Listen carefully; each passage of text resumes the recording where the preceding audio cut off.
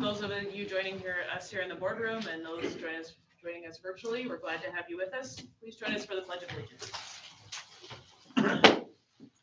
I pledge allegiance to the flag of the United States of America and to the republic for which it stands, one nation under God, indivisible, with liberty and justice for all. Thank you. Item 1.3 is approval of the agenda. So moved. We have a motion and a second. Any discussion? All in favor of approval, please say aye. Aye. Any opposed, nay? Chair votes aye and the agenda is approved. Item 1.4 is input from the public. This is a period devoted to comments by the general public, if any, and discussion of those comments. In the interest of privacy and due process, the public is requested to not raise personnel issues except in a legally noticed closed personnel session of the board. No action may be taken upon a matter raised.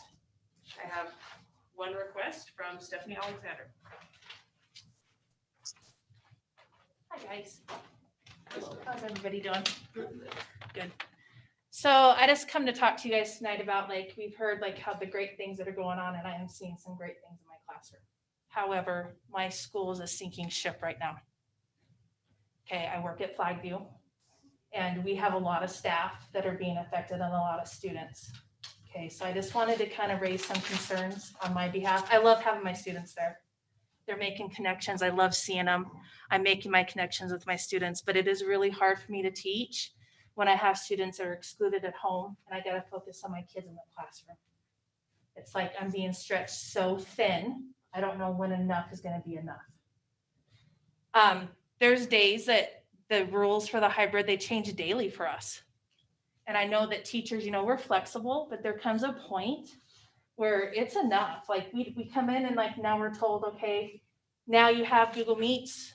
Now you're going to record this, but now you got to put everything on your playlist, but now you're going to be working with your students in the classroom.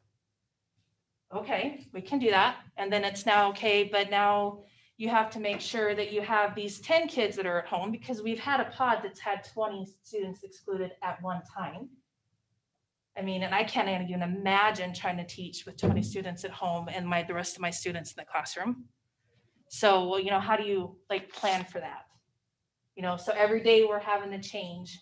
Like I said, I'm flexible. I mean, I went from a study hall teacher to a detention teacher to I ran both for a year and a half to becoming a teacher. So, I mean, I've seen all facets of what an education or what a classroom should look like.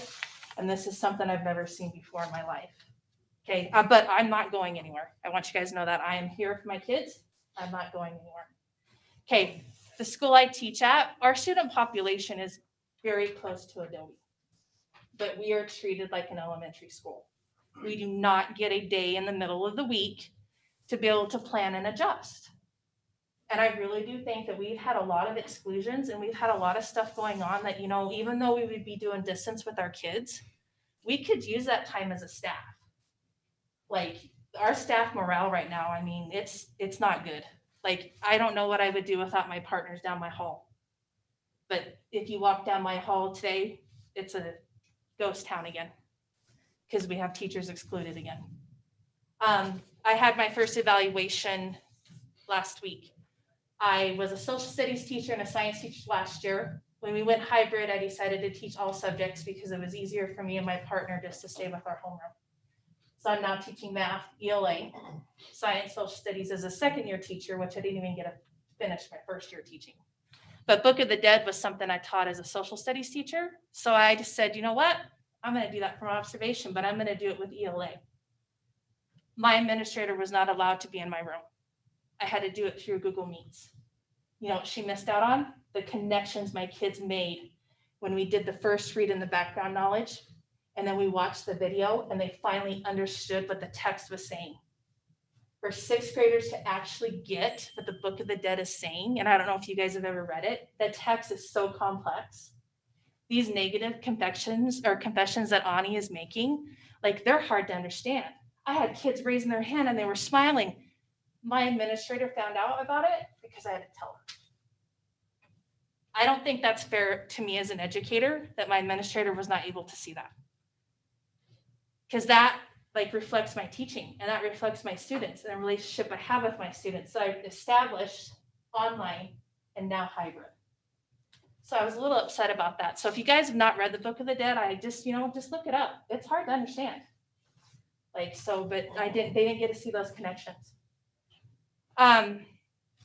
So you know why this is working? Because we're making it work. We're doing everything you guys are asking us to do. But when is it going to be where we can't make it work anymore, you guys? Like, I don't understand, like, when is it going to be enough for us? Like, to say, like, we can't do this anymore. I mean, I'm at the breaking point. Like, we haven't even been back 9 weeks in the classroom. Are my grades better with my students? Absolutely. But my students were learning when we were distance. And we keep talking about losing like that generation of students. What about us teachers? What about the good teachers like myself? Like, what about me? Like, it's almost like, I mean, I know you're here for the community and stuff, but it's almost like we're kind of being pushed aside. And I just don't think it's fair. But I don't want my students to go anywhere. So we've got to find a happy medium because we have to be supported too. We have to be listened to. I have had 3 board members come into my room. Teresa did, Luke did, and Tammy. Nobody else has come into my room. I have a plexiglass barrier on my desk because my partner's father made it for me. I would not have that without it. I am a teacher that likes to walk around. I like to be with my students and I like to be looking over their shoulders and I like, to be, I can't do that. I stand behind my desk. My administrator asked me, is that what you do all day? I go, yes. Do you know why? Because I can't get close to my students. I'm not allowed to. And if I found myself walking around the room, I mean, Mr. Zeisler was my person when I was sitting teaching. I would walk up and down the desks and I would bend down and I would talk to my kids. I can't do that. At least if I had them right here, like I feel like I could see them and I'm making that connection. Like if I have to talk to a kid, I take 2 steps over here. I look around a plexiglass and I'm like, what did you say? I can't really hear you because you have a mask on. Then the last thing that I want to say before I go off is the last time I was here speaking was standing room only, right? And it was when we were talking about going hybrid. We had the opening committee here. We had county commissioners here, and we had city councilmen here. I have not heard from those 3 groups at all. They have not checked in on us. They might have checked in with you guys, but they've not checked in on me. They've not checked in on my school. It's like, okay, we're hybrid, we're open, we're happy, let's go. Again, I don't want to go anywhere. I love my kids. And notice I keep saying my kids. I don't even call them my students because they're my kids. And if I could hug every one of them, I would. But it's to the point where I kind of felt like I had to come say my piece. That as an educator, I'm at my breaking point. And I don't know what you guys can do to help us, but something's got to be done. I understand that you're here for the community and you're here to support the community. But at some point in time, somebody here has got to understand we need help. We cannot have the rules changing on us daily. We cannot be told, okay, now you're hybrid, but now you're distance, but now you're both. I understand, but now it's too much for me. And I can tell you the consensus down my 6th grade hall is the same. I made the decision to come talk to you guys at 4:45 because it's just been churning in my mind, in my head, and I'm frustrated. So I would gladly take any suggestions. If anybody would like to come into my classroom and help me, really and truly, I invite anybody to come in there and sit with me. And I really wish my administrator could have seen what I did with those kids that day. Because it happened both times I had my kids. And for a 2nd-year teacher to see those connections and to see kids pumping their fists in the air and my administrator couldn't see it, that's not fair to me. So what is my NPF going to look like? How's that going to be rated? It's not going to be, right? So, but I want to thank you guys because I know you guys are doing a lot of hard work. But can you just maybe add the teachers in just a little bit more and help us out a little bit? And I have to thank Tammy because she's been one of my biggest supporters, and Mr. Zeisler. But yeah, she's wonderful. And so, but thank you guys for your time. But I had to come say something because my kids were learning when we were distance. They're learning when they're hybrid, but I am missing out on those kids that are being excluded. And I think right now I have 6 total, which doesn't seem like a lot, right? But when you have 22 students, it kind of is. Okay, so thank you guys again for your time. Thank you, Ms. Alexander. We appreciate you coming and sharing your thoughts. We know the teachers are going through a lot right now and doing a lot of hard work beyond what most of us can even imagine. So thank you for your work. Is there anyone else who wishes to make a comment? Okay. We'll move to item 2.1, our superintendent's report. Thank you. Actually, that was a great way to start because it was exactly what I was going to mention was the extraordinary work that our teachers and our staff members continue to do day in and day out in these extraordinary circumstances. I said to the staff in a letter that I sent out that I think we can all agree on one thing, and that is that schools were not made to operate in a pandemic. And we are the staff, the teachers, the educators, the clerical staff, from bus drivers to administrators, everyone in there is just doing extraordinary work in these amazing times. So I thank you. That was perfect timing, and I appreciate you coming and speaking of the challenges, but I just appreciate that we can acknowledge how much work they're doing. And I think that the students are doing better as a result of it. So we're very grateful for that. We have been working on the GBC's Why I Wear a Mask campaign and other campaigns that have been going on across the community, reminding the community that we all have a part to play in keeping our schools open and keeping our kids safe in school and keeping our staff safe and in school. That we rely on everyone to participate in that. So we've had some fun campaigns going out and messages going out. We'll continue with those, and I have sent out an invitation to board members to participate with us. We have fun when we make these videos, and you're more than welcome at any time to join us in making those. We have added some helpful information to the dashboard on our website, and this is our lead nurse, Bobby Shanks, is going to talk a little bit about that in just a minute, but a way to provide families with more information as we continue through working through the pandemic. So I think next I'll ask Mr. McEnany to discuss the ECSD coaches handbook that is in your packet. So just as a reminder, with the athletic packet that was put together, we started putting that together last year. It got put a bit on the back burner somewhere in the summer, even though the committee started working on it before last school year ended due to the reopening committees and the COVID situation. Plus, with sports being postponed the way that they have, again, it was delayed slightly. However, it's been completed. It's ready to roll out to all school sites, all secondary schools, and it's in place and it's ready to go. So if members have any questions about that, I am here to answer those. Or any questions about athletics and activities in general. Questions from the board? Chris, I really like the document because as a former coach, I really appreciate some of the guidance in here, especially the award banquet guidance. Absolutely. Because those tend to be hit or miss with any particular sport or coach. I did notice there were some enumeration things that need to be looked at, like page 18.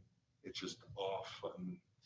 It is, and yeah, that was a formatting issue, so absolutely, yeah, we can get those squared away. Yep.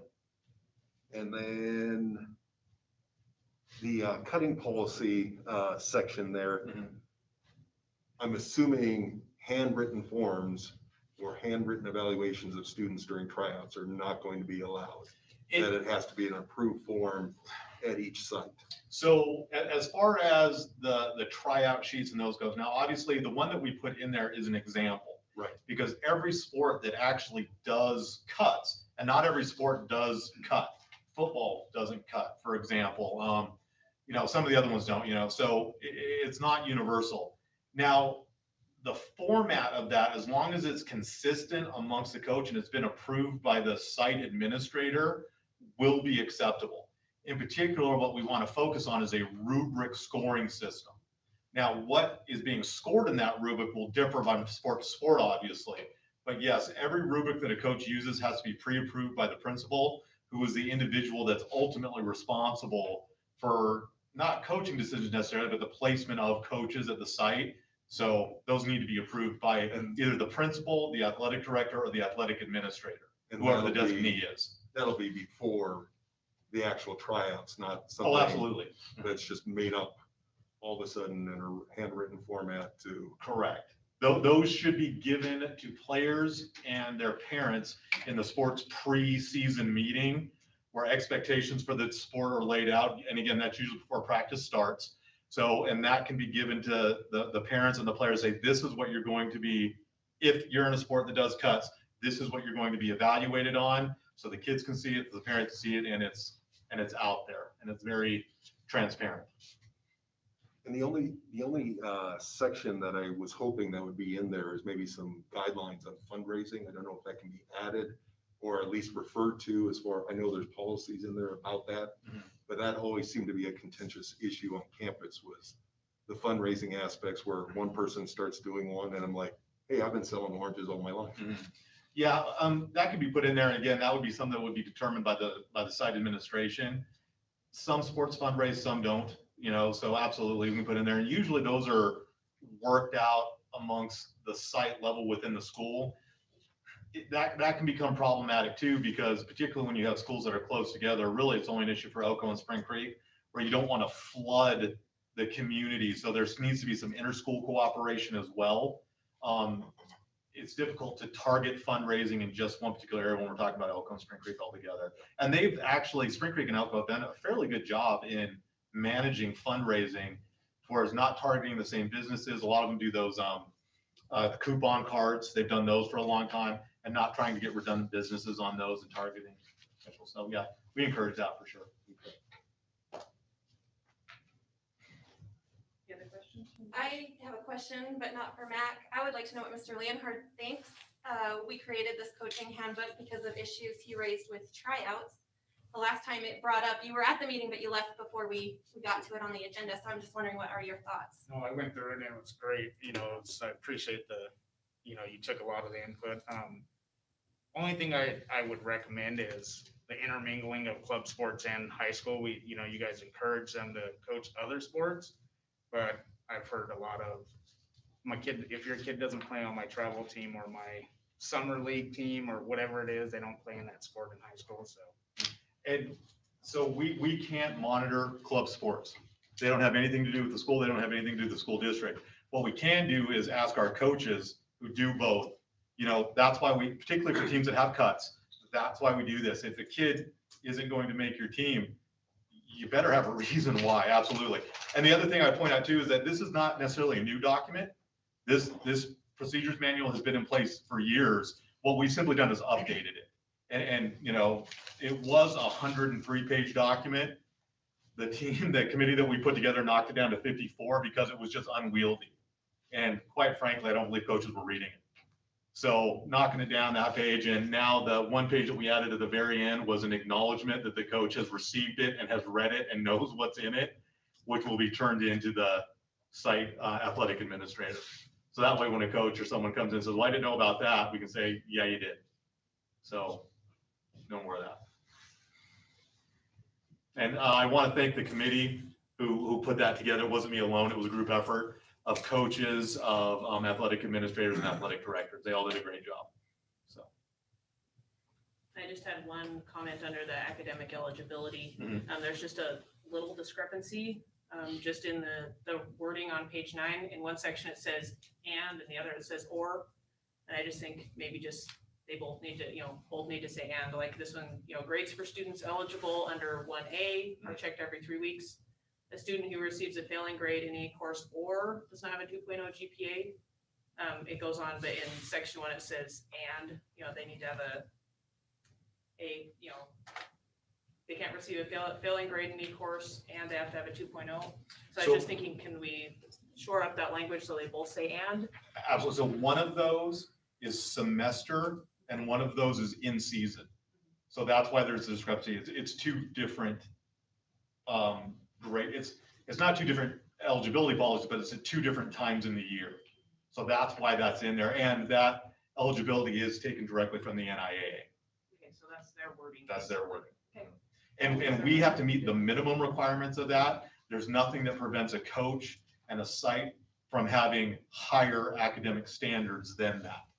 So that's the NIA minimum for eligibility.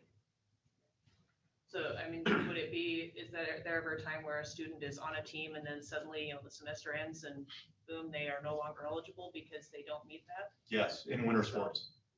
Mhm. It has occurred. So what can we do to clear that up, to keep those kids motivated so they, have to maintain their eligibility through that semester and into the next one? The hope would be that their, desire to remain on the team is their motivation for doing that. And again, it doesn't happen very often, but that semester, it's a big one. Again, it only affects winter sports and fall sports at the end of the spring semester coming back around. So, but the big one that really usually gets burned are the winter sports, because students who don't meet academic requirements at the end of the spring semester can do summer school to get their grades back up. Kids don't have that opportunity in the winter. Thank you. Any other questions from the board? I just had a couple of comments and a question. I just want to say thanks to the committee, and I think they did a really, really good job. I thought it was a very good document. I think it does actually address a lot of the concerns that have been brought to the board.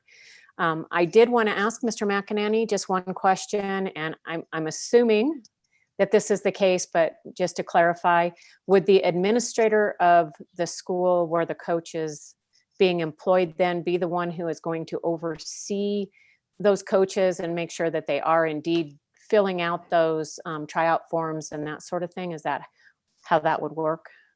It would be the principal or the principal's designee. So they can designate a vice principal, in essence, an athletic administrator or an athletic director to do those. But it's either the principal or the principal's designee. Okay, thank you. The larger schools oftentimes break it up the same way they break up teacher evaluations.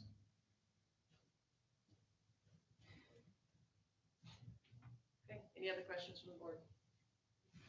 All right, thank you. Dr. Robinson, what's next? Okay, thank you very much. And now I'll ask Ms. Bobby Shanks to provide an update. I think she's joining us remotely. Good evening. How are you tonight? Hi, Bobby. Hi. So I just wanted to touch base. I'm not sure if you had an opportunity to look at the COVID dashboard today. We were able to get up school by school data in addition to the new cases and active cases and current exclusions.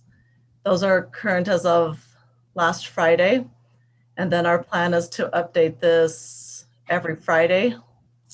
I think Dr. Robinson said last time that we're not statisticians, so there's a lot of data and a lot of new cases and a lot of issues that come up every day.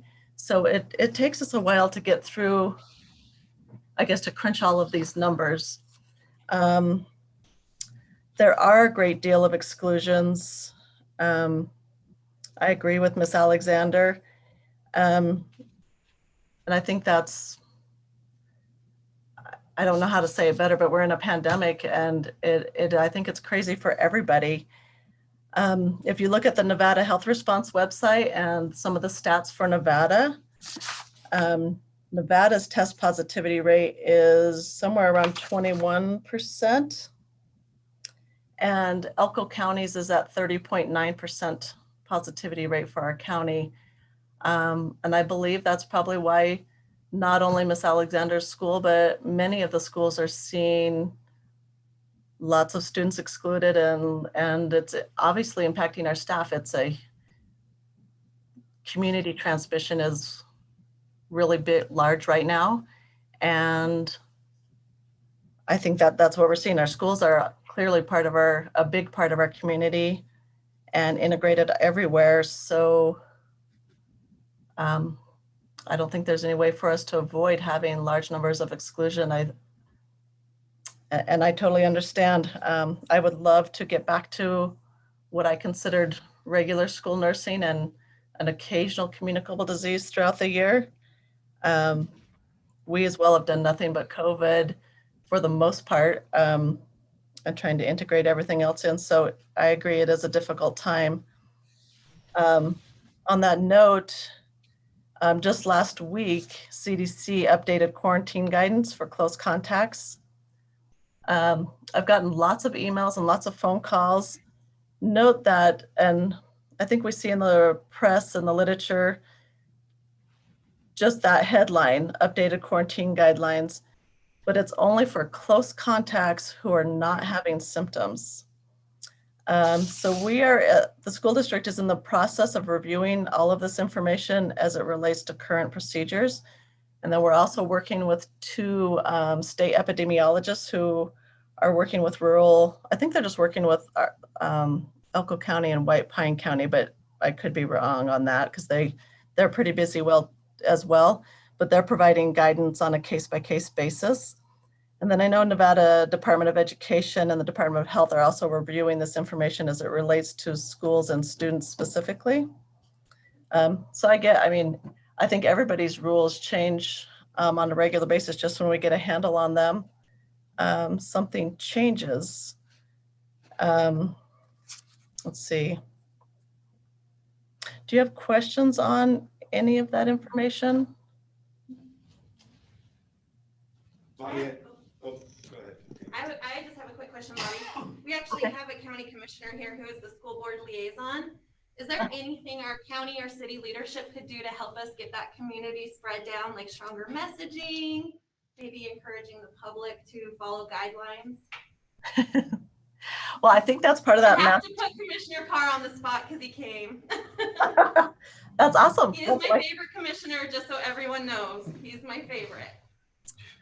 Well. is that a compliment? Do I need to come off the record or your microphones work? We can hear you. Just John Carr, County Commissioner, yes, and liaison to school board. That's a fantastic question because most of the rules have been rather rebellious, and I think Elko's probably top on the rural rebellion. I don't really have a total answer for that, other than it really is, and I don't have any hard facts on this. This is my own studies. Probably the 18 to about 30 age group is really the super spreaders in my term, and then go home to families and whatever.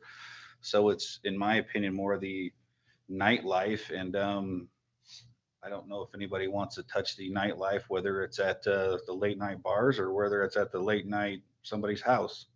Why not touch it if that would help? Well, I agree it's a problem, but then I'm going, well, wait a minute, you own a restaurant, so you want to single out restaurants. Well, that's just the studies I've done. So it's hard for me to say that, but most of the studies on the doctors and nurses, or not nurses, but the doctors have said that. So it's really an agreement on the county, but also more of the city. And I don't mean to now default to the city, but the county doesn't really have the pressure on the city to change like a curfew or a business license or whatever. We don't have a jurisdiction to do that.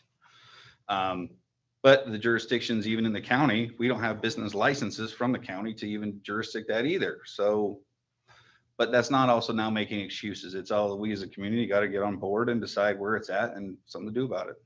So, what are the commissioners going to do about that?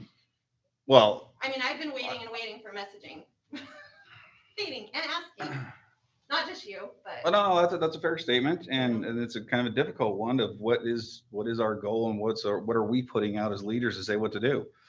I'm more on the board of do wear your mask, and I first was a kind of what the hell's the point, and pardon my, I'll be direct, what the heck was the point? But I'm now even more, no, we got to do something.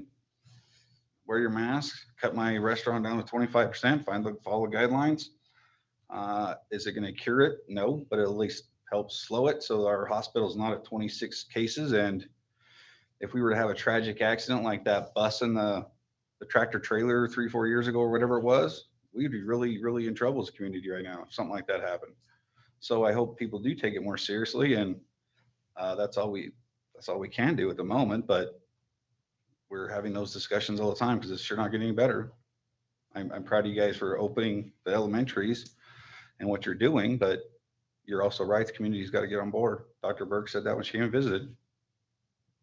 So that's not a definite answer on your question, but I just want to know what you guys are going to Well, I read a quote from you in an NBC article that implied that protecting the businesses was more important, and so I'm just no, interested. I to said see, it's like, part of the equation, and just like I said, I don't believe that you and I sitting across from each other table having a coffee is really the spreaders. It's the shoulder to shoulder opinion of mine of where it's getting spread. But do I have stats that 100% prove that? No, but that's kind of where I think that the community needs to address it, whether it's at a house or whether it's at a building. But you can see why community leadership would be an important piece of that. absolutely. And you- But I also am one of 5, and so I'm one of believing the mask and believe we should be doing that, but I'm also only one of 5. Just as also the 5 city councilmen, it's their opinion as well. You're the loudest man in every room, so I feel like you can, you can I don't sway. think I'm always the loudest man, but thank you. Not always, but most of the time. Thank you, Commissioner Carr, for letting me pick on you on my last night. I appreciate it. Any other questions for Bobby? You know, on this note, real quick, to help John out a little bit, I think some of the messaging that we He doesn't need any help. Okay, well, to help you out and answer, give my thoughts on your question, not only wearing your mask, but just basic disease prevention that we talk about every flu season. It's really hard. So wear your mask, wash your hands, don't touch your face. I think that's something, it's really hard and you have to think about it, and it comes out and we really start preaching it during flu season each year, but flu season and pandemic are overlapping, but it applies to both. But think about how many times you might touch your eyes, or when you're by yourself, rub your nose. Have you washed your hands, and have you washed your hands afterwards, or hand sanitized? I see lots of people touching the front of their masks. I think school nurses did a little video with Delmo, I want to say back in April, about how to properly wear a mask and how you shouldn't be touching the front of it. And if you're wearing the cloth face mask, you need to wash them. So that you're not transferring those germs, because they're creating that barrier, and then you go and touch the front of your mask to readjust it, but really you need to be readjusting it by the straps on the side, not by the quote unquote filter there. So a lot of those just basic things that we address during flu season.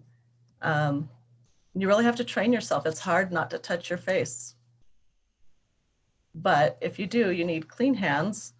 And then you need to clean them afterwards before you touch things out in public too. Just my 2 cents, sorry. At the last meeting, Dr. Putnam suggested the exclusion period should be shortened. Have we made any progress on doing that to go from a 14 to 10 day? Or is that where we're at? Just because I know, like, Stephanie's not the only teacher in the only school that's dealing with, shortage of staff and Right. being Well, able to get teachers back. and I'm not sure if Dr. Putnam understood that these new guidelines were going to come out because they came out last Friday or Thursday night, I guess. So we're actually working on that, but fortunately for now, whether it's 10 or 14 days, that's how many days are left till the Christmas break. So it's really hard. It's really hard to. Teachers are just worried about sick leave, and that's what I want to alleviate is some of that. Oh, you're talking for staff? Yeah. So we're actively working on that right now as we speak. I mean, and I would love to say that I just took a day and sat down and worked on policy and procedure. And unfortunately, it never works that way, Brian. We're actually mitigating issues at every single school in the county and working on stats and getting these. So we are working on it, and we hope to have everybody back so we can make that plan for the start of the new year. And if I may, already, even before Dr. Putnam had made that suggestion and the guidelines had come out again, again, we look at the cases, we look at them case by case, and there are incidences, have been incidences in which, because of the timing of the negative test, that some have been out 10 days and been able to come back. It just depends on the timing of when symptoms hit, where it fits in the time of the week. So we have already been doing that. If the case and the characteristics of the case allow for it. So when we can, we do. And I would assume that those cases are probably somebody who's maybe excluded because of close contact, but then gets a negative test, so they can come back maybe even before those 10 days, or no? No, that would depend. That's the sort of thing that the CDC is saying now. If they are a close contact and asymptomatic during the entire time, then there are occasions where you can reduce the amount of time out. I'm talking about those that test positive, those that, again, it depends. There's so many factors that are involved, and there's never a black and white, here it is, these are the different models that we follow. But, and the CDC has, and I think they've changed that now with this new guidance, but they had a calendar included with a couple of different scenarios of how many days to follow, depending again on when symptoms appeared, whether it be of the close contact or of the person in which they had the contact who was positive, and where it fell in the week. So those scenarios, and I think the thing that people are finding really frustrating right now is that it changes by case, and it changes as the CDC comes out with new information. So what we may say in this situation is going to look different in another situation because the factors were so different. So it's a complicated answer to be able to give, but when we can, when things line up and 10 days fits within the guidelines, then we do allow those to return after 10 days. Teachers who are then, let's say, asymptomatic, deemed close contacts that are excluded, can they still deliver content or interact with those classes virtually? Or are they excluded from doing that too? Again, it depends on so many factors and their ability really to do that. And in a lot of cases, they are able to telework and continue. We have that policy that was put in place at the beginning of the year so that we could give that flexibility to staff if it fit within, the parameters that would allow for it. Okay.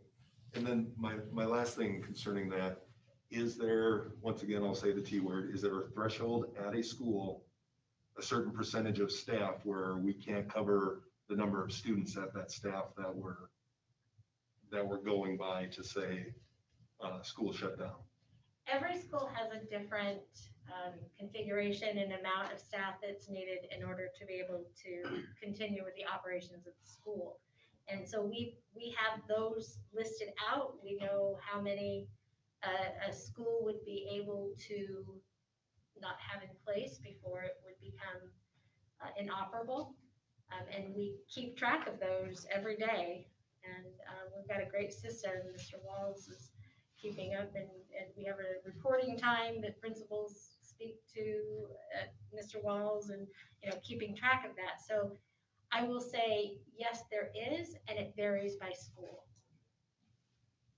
And it varies by school. And then of course it's going to vary by day, because we may have 60 substitutes available for Elko and Spring Creek, but of those 60, 40 of them have specific days, only 1 or 2 days that they'll sub, or only 1 or 2 schools within which they will sub.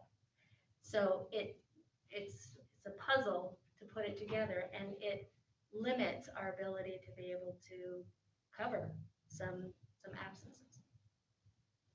And then, sorry, that wasn't the last question. Just thought of something. Over break, are there protocols for teachers to stay in contact with their administrator if they start experiencing symptoms, so that they know what the staffing level might be as they return to school? Especially for, on the 4th, it's the high schools then, right? That are going to go online. That's Not something- online, in person. Right.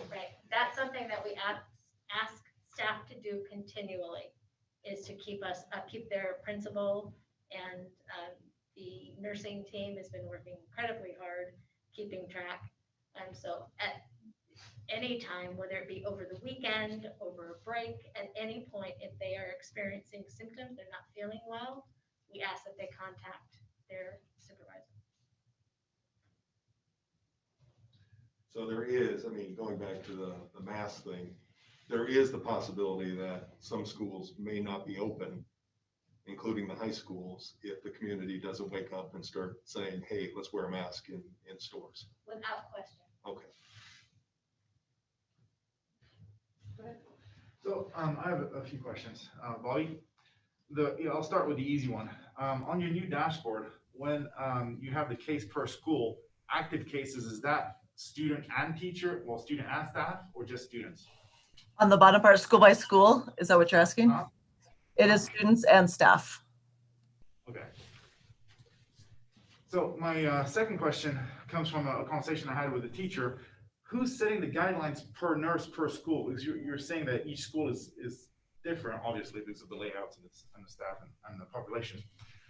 However, some of the guidelines have to be rules. I heard of a case where an aide that tested positive walked through a classroom, and then the teacher was asked to quarantine because she was a close contact, which is not the fact, because we know that it has to be a close contact for about 15 minutes or an extended close contact.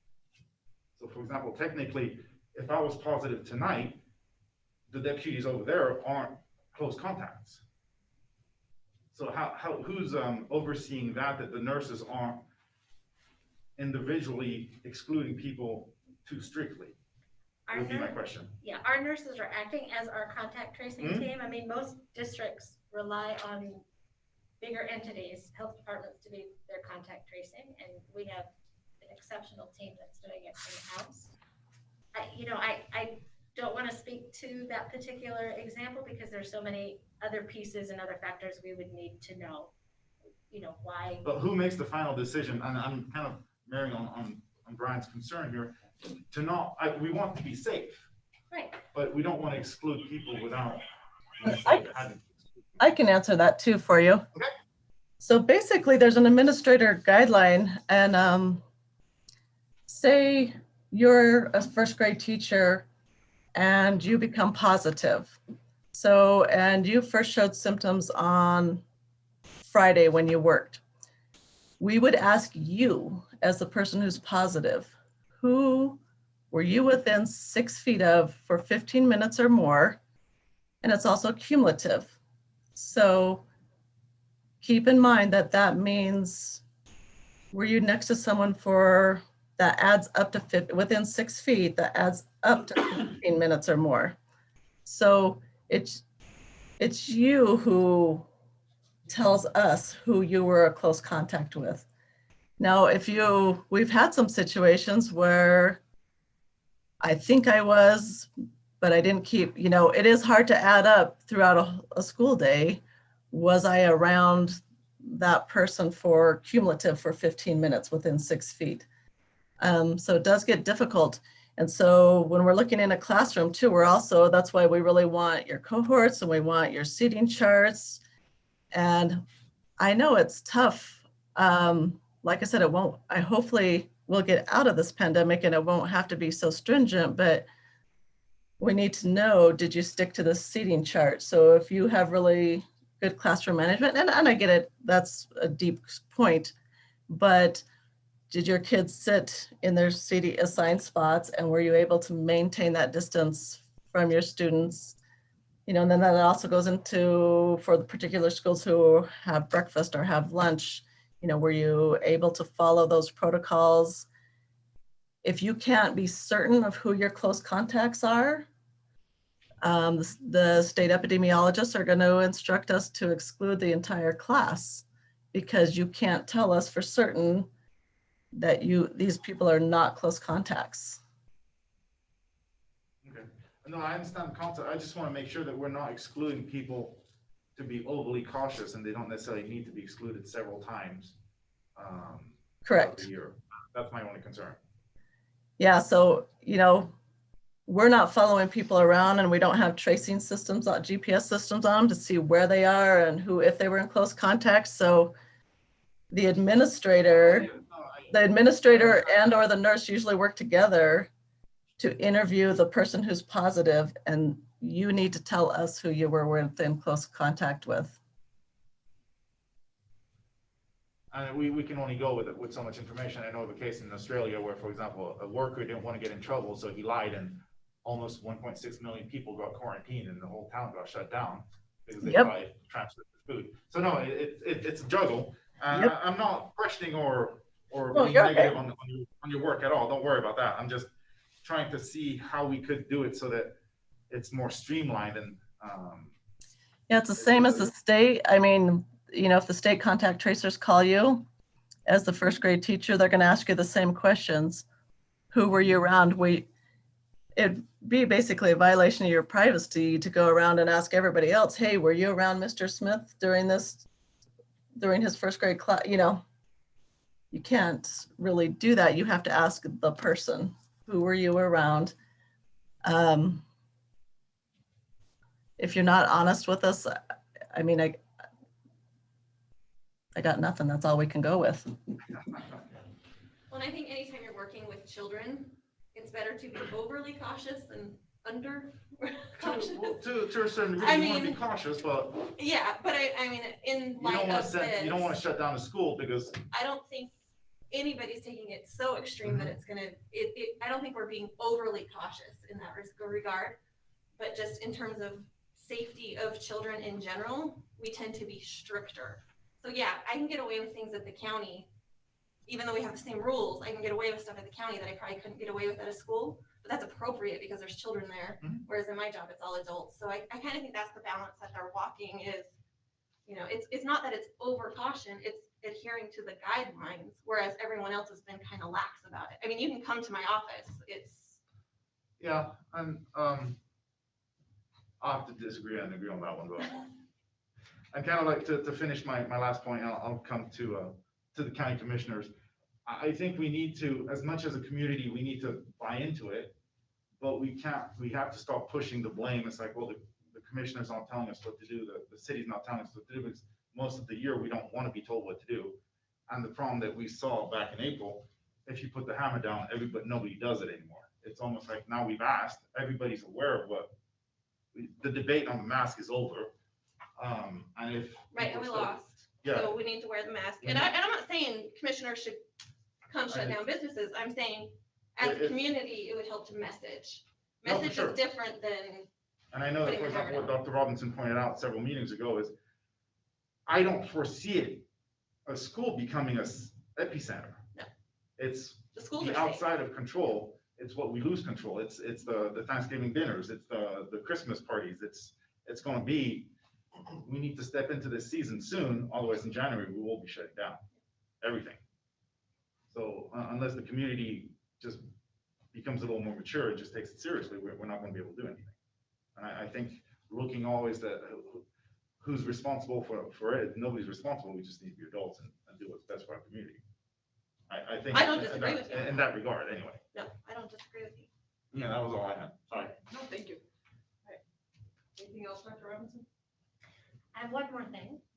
Just wanted to mention that, and I think we know this, that the focus for school board trustees is on what's best for kids. And you are charged with concerning yourself with student achievement, with creating policy that will make for a successful school district. This year has been exceptional. I think it's been, it has brought other things to your focus, and certainly been a tremendous amount of work, but all done with the purpose of doing what's best for children. It's always been in the forefront of everyone's mind as they've been working, and we appreciate the work that our school board has been doing.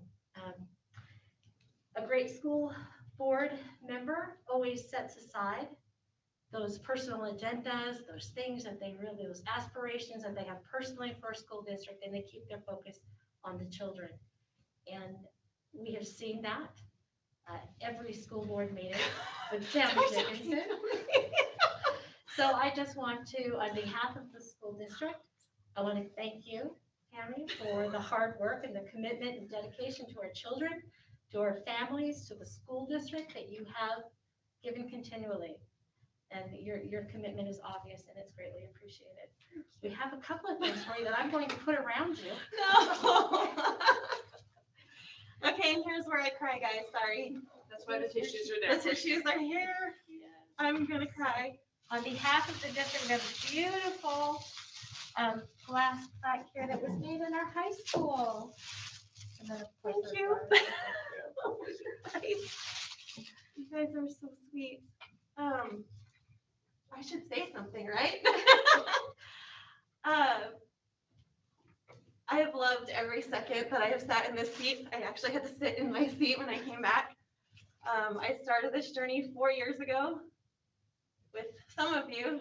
Teresa, that's about it. Commissioner Carr was on the board then. And every day has been a thrill. It has meant so much to me. The teachers I have grown to love intensely, and I have developed a deep appreciation for not just the work that they do, but the fact that my kid doesn't get educated properly unless you guys are taken care of. And once that clicked for me, that's it. You guys are the heart and soul of our district. Our staff is amazing. It moves mountains all the time. And I will always advocate for you guys, and I will always protect you guys.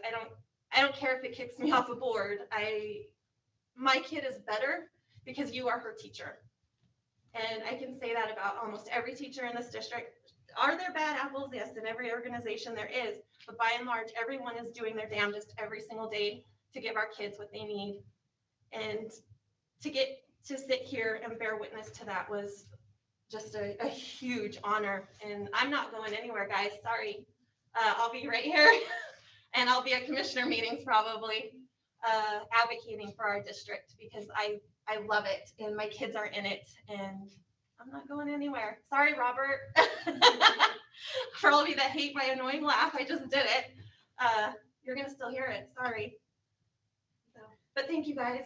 This means a lot. Like this is too much, honestly. It's beautiful. Well, Tammy, I just want to say thank you for your service. We've definitely served the longest on this board together, and I know you're very passionate about our students and our staff, and you said everything that needed to be said. And Dr. Robinson did. You've done a great job, and we appreciate your work and support of Everett. And we know you're not going away. You're going to continue to be involved. I'm here. Yeah, thank you, Tammy, for. Oh, Ira, don't you start too. It's been fun to get to know you and serve with you. I've enjoyed every bit of it. Thank you. Hey, Dr. Robinson, anything else? I couldn't top that. Okay. I can't believe I have to go through the rest of the meeting now. There's lots of tissues there. Yeah. Just get a trash can. Don't leave them laying out. Yeah, I'll be very careful with them. Sorry, Bobby. All right, we will move on to 3.1, receive and review information, enabling the board to direct staff to develop a ballot question proposal for an upcoming election to provide ongoing capital funding for possible action. All right, Dr. Robinson, where are we going from here? Okay, so we have this evening a presentation. We have Mr. Marty Johnson here to talk a little bit. Yes, right up here. Is it on the screen or? Matt, can you bring it up? I'm working on it. We can see it, Mac. Thank you. So how do I just say next page Yeah. when it's time? Okay. Will that work, Mac? Okay, let's go to try. Okay, so let's go ahead and do next page. Nope, that was too many. There we go. So for the record, I'm Marty Johnson with J&A Consulting Group. I was here a few months ago as we kicked off the process of putting a question on the ballot in November. But that question did not pass. And so what we're here tonight to talk about is if you want to move forward with doing a special election, I'm going to explain why that is something that you probably should consider. And so we'll walk through this, and if you have questions, please feel free to ask them as we're going through. I'd hate to get to the end and have you forget about something that you wanted to ask. So if we can go to the next page, it kind of shows us where we're at today, which is that we still have that 75-cent capital projects tax That's what CPT stands for, until fiscal year 22. So we've got it this year and we've got it next year. That tax will be levied. Those revenues will come in and be able to be used by the district for capital projects. The district expects to have about $20 million available. You can see the three slides or the three projects that Casey mentioned to me that money will go towards. I think we're going to have a discussion about projects at one of your January meetings. And so we'll do more of that at that time. But the capital projects tax, as it is currently existing today, will go to zero in fiscal year 2023. So next slide. So what are your options? So the first one is you just fund things out of the general fund. There are very few districts in this state that can fund capital projects out of their general fund. With this new state funding program, that's probably going to be even harder. So it is probably not something that is going to be able to happen. Coming up with 10, 20, $40 million out of your general fund to build a new facility is going to be a monumental task after this SB 543 funding plan gets put into place. So there are basically three options that school districts have, all of which require voter approval. The first one is what we have been doing in Elko County for many, many years, and that is the capital projects tax, or the pay-as-you-go. That is a tax rate that is approved by the voters. It can be up to 75 cents, and it can be for a term of up to 20 years. We've always done 10-year increments, thinking that that's kind of a good planning horizon. We don't know what's going to be happening 15 years from now. 10 years is even stretching it a little bit, but we at least have some vision as to what might happen. And so that's why we've always done 10 years. Then the other idea is the bonds, which is what a lot of the other school districts use. That's where we go to the voters and say, can we borrow $40 million or whatever the number is? We have 6 years to issue those bonds, and then we levy a tax rate to repay those bonds. Those bonds can be issued for up to 30 years, but they could be issued for 5 years, 10 years, whatever the board wanted in terms of that. Then there's this hybrid approach that we call rollover. And so if we were having NASB conferences, which we're not, at least in person, and you'd be talking to some of your other, compatriots from other school districts, they would probably be talking about the rollover. Most of the school districts have that in place. And basically what it does is it blends those two concepts together. It provides a tax rate that if you can demonstrate that you can make the payments on the bonds, you can go out and issue bonds. You don't have to worry about going back to the voters to do each individual bond issue. If you've got money available after paying debt service, you can use that money on a pay-as-you-go basis. It gives you the best of both worlds. But since you have to have that approved by the voters and it has to be based on a debt rate, which the school district does not have, this really isn't a realistic option for you at this particular point in time. So it really is going to be one of the other ones. So let's go to the next slide.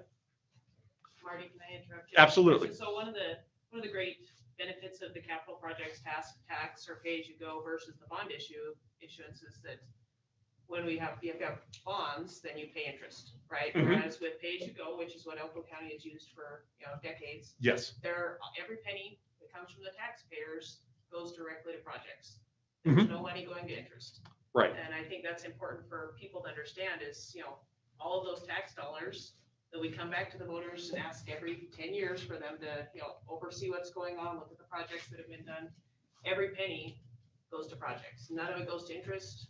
It all goes to projects. It all goes to improving our district. Absolutely. And in a 10-year window, if you can afford to wait for the project, the pay-as-you-go works exceptionally well because, as you said, every dollar goes towards that project.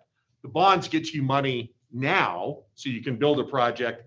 And unfortunately, most school districts in the state either don't have the capacity to levy the tax rate needed to do a pay-as-you-go program, or they can't plan that far ahead, to be able to save that money up. They've got immediate needs that need to be addressed. So as we talk about a funding decision, there's a number of things that we look at in that. How much do we need? When do we need it? As I just referenced, if you need $40 million in 2023, pay-as-you-go is not going to deliver that. So those are some things that we look at. Are these long-range projects, long-term, bricks and mortar construction? Or are they shorter life things that would be, perhaps building systems, even though I know we use them for, 20 or 30 years, things that may be more appropriate to pay cash for instead of finance, those kinds of things. And then, of course, what tax rate is available? And if there's no available tax rate, there is no funding. And so that's going to be kind of the crux of the conversation this evening. So we can go to the next slide.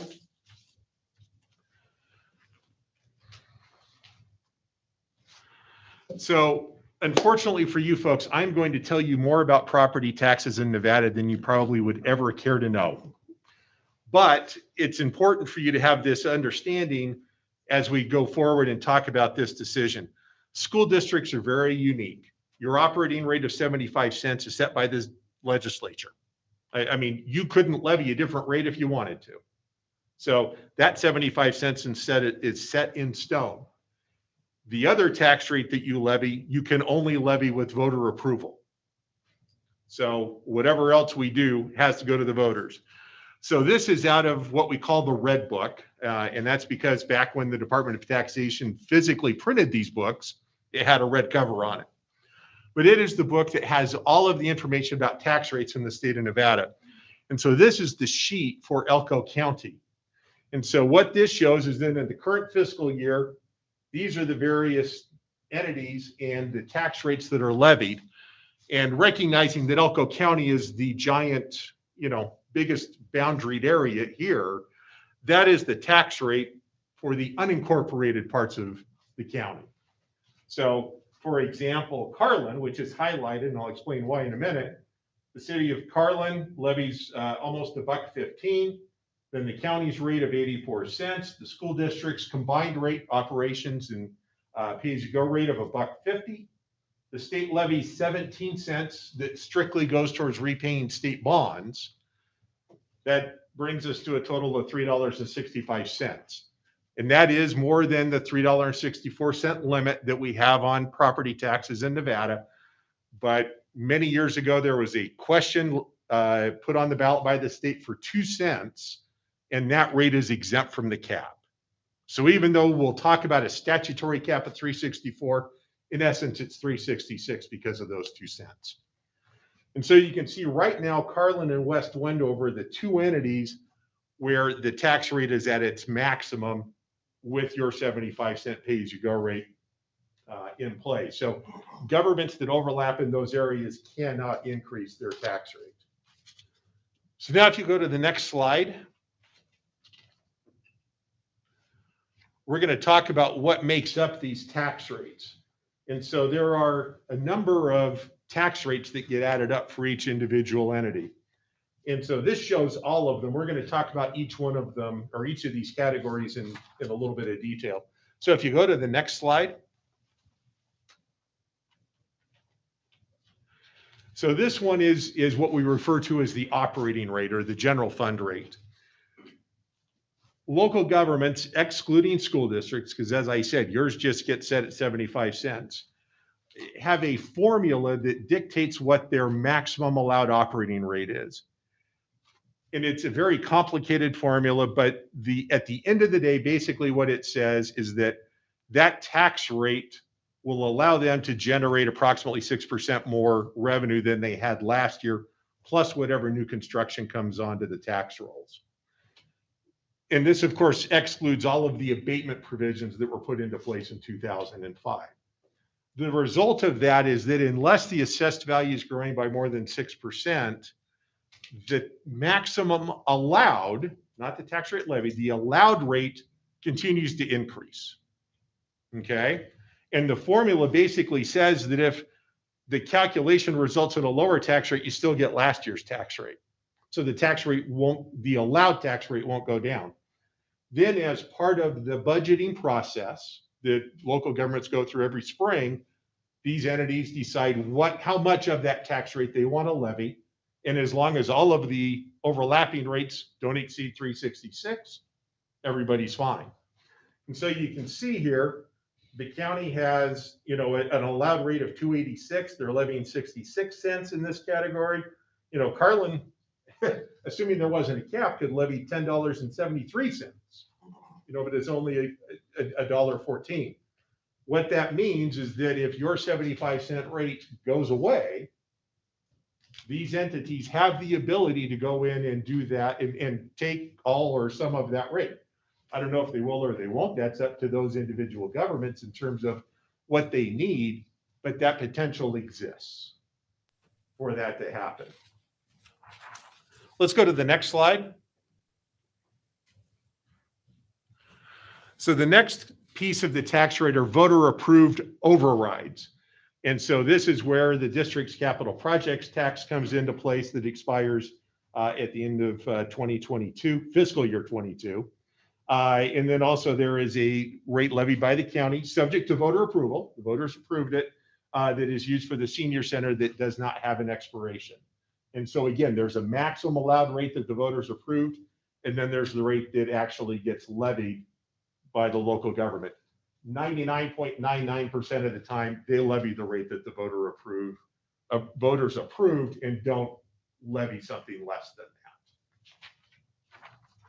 that. Then we can go to the next slide. This one is another operating rate, but these are legislative rates that are allowed to be levied for indigent health care. In various parts of the state, there's what they call a fair share makeup.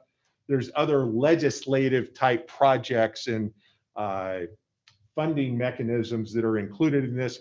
Generally, these rates are limited to counties, cities. Occasionally, you'll see a special district show up. In Elko County's case, it's only the county that's allowed to have that.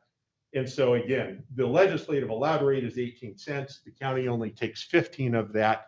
And that rate does change, and it can go down. It doesn't necessarily go up like the other one. So at the end of the day, the issue that you need to consider as a school board is if you do nothing, that 75 cents will go to zero. There is a process in November of 2022 to put a question on the ballot if there's tax rate available. And we'll talk about that in just a second. But that is kind of the crux of the discussion is, do you do something next year or do we wait for November of 2022? If we can go to the next slide.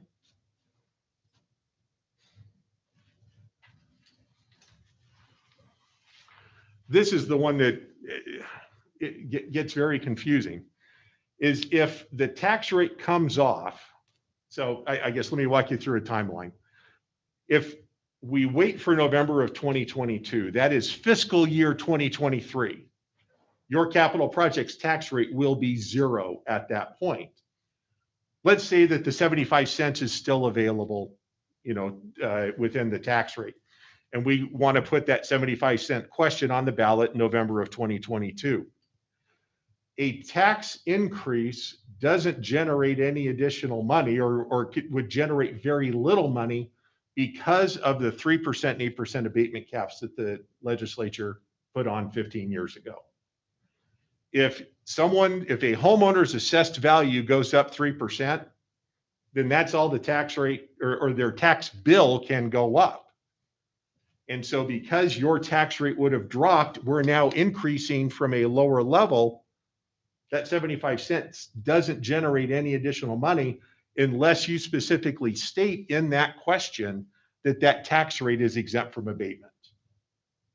And so if you think about how your eyes are kind of glazing over at that concept, imagine trying to explain that to all of the voters of the county. I believe it's only been done once or twice in the state since we put abatement in place. I think one of the tax rates actually passed. The other one, I don't believe did.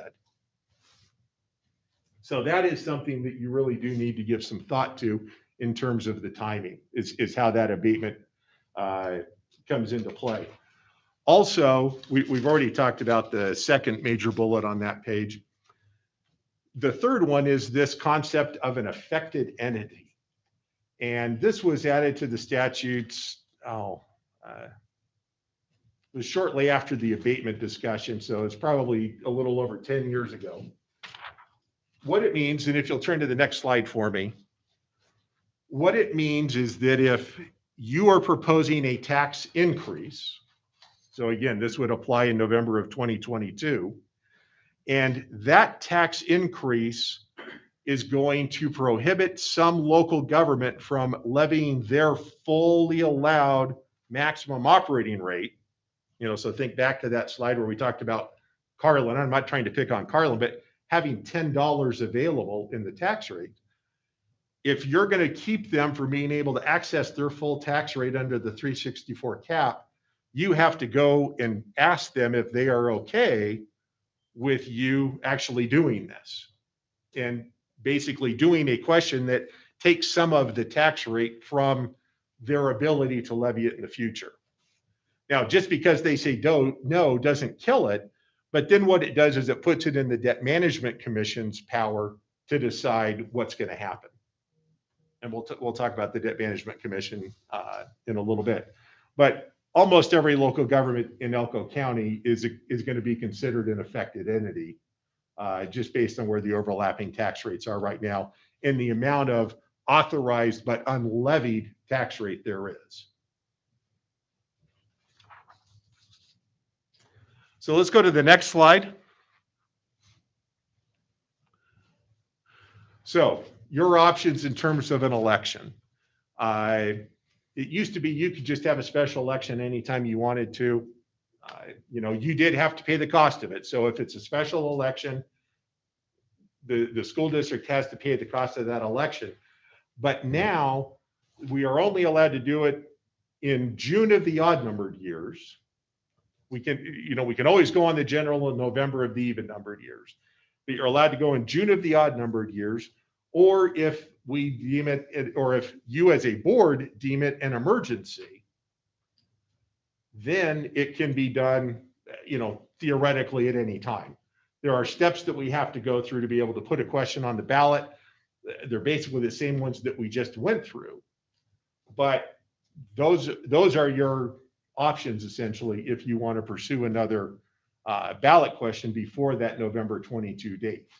Is June is an option, or we can do it at some other time. June's probably about the quickest you'd be able to get something on the ballot given the steps that we need to go through. But later in the year would also be a potential option. But again, in all of those cases, the school district does pay the cost of that election. And so I guess we'll just, if you'll go to the next slide, we'll do this one and then I'll take questions. So this is the path. This is what we need to do in order to do this. And so again, the same process we just followed a few months ago. We have to approve, the board has to approve a proposal. Shall the Elko County School District be able to levy 75 cents or whatever that tax rate is, or issue up to X million dollars of bonds?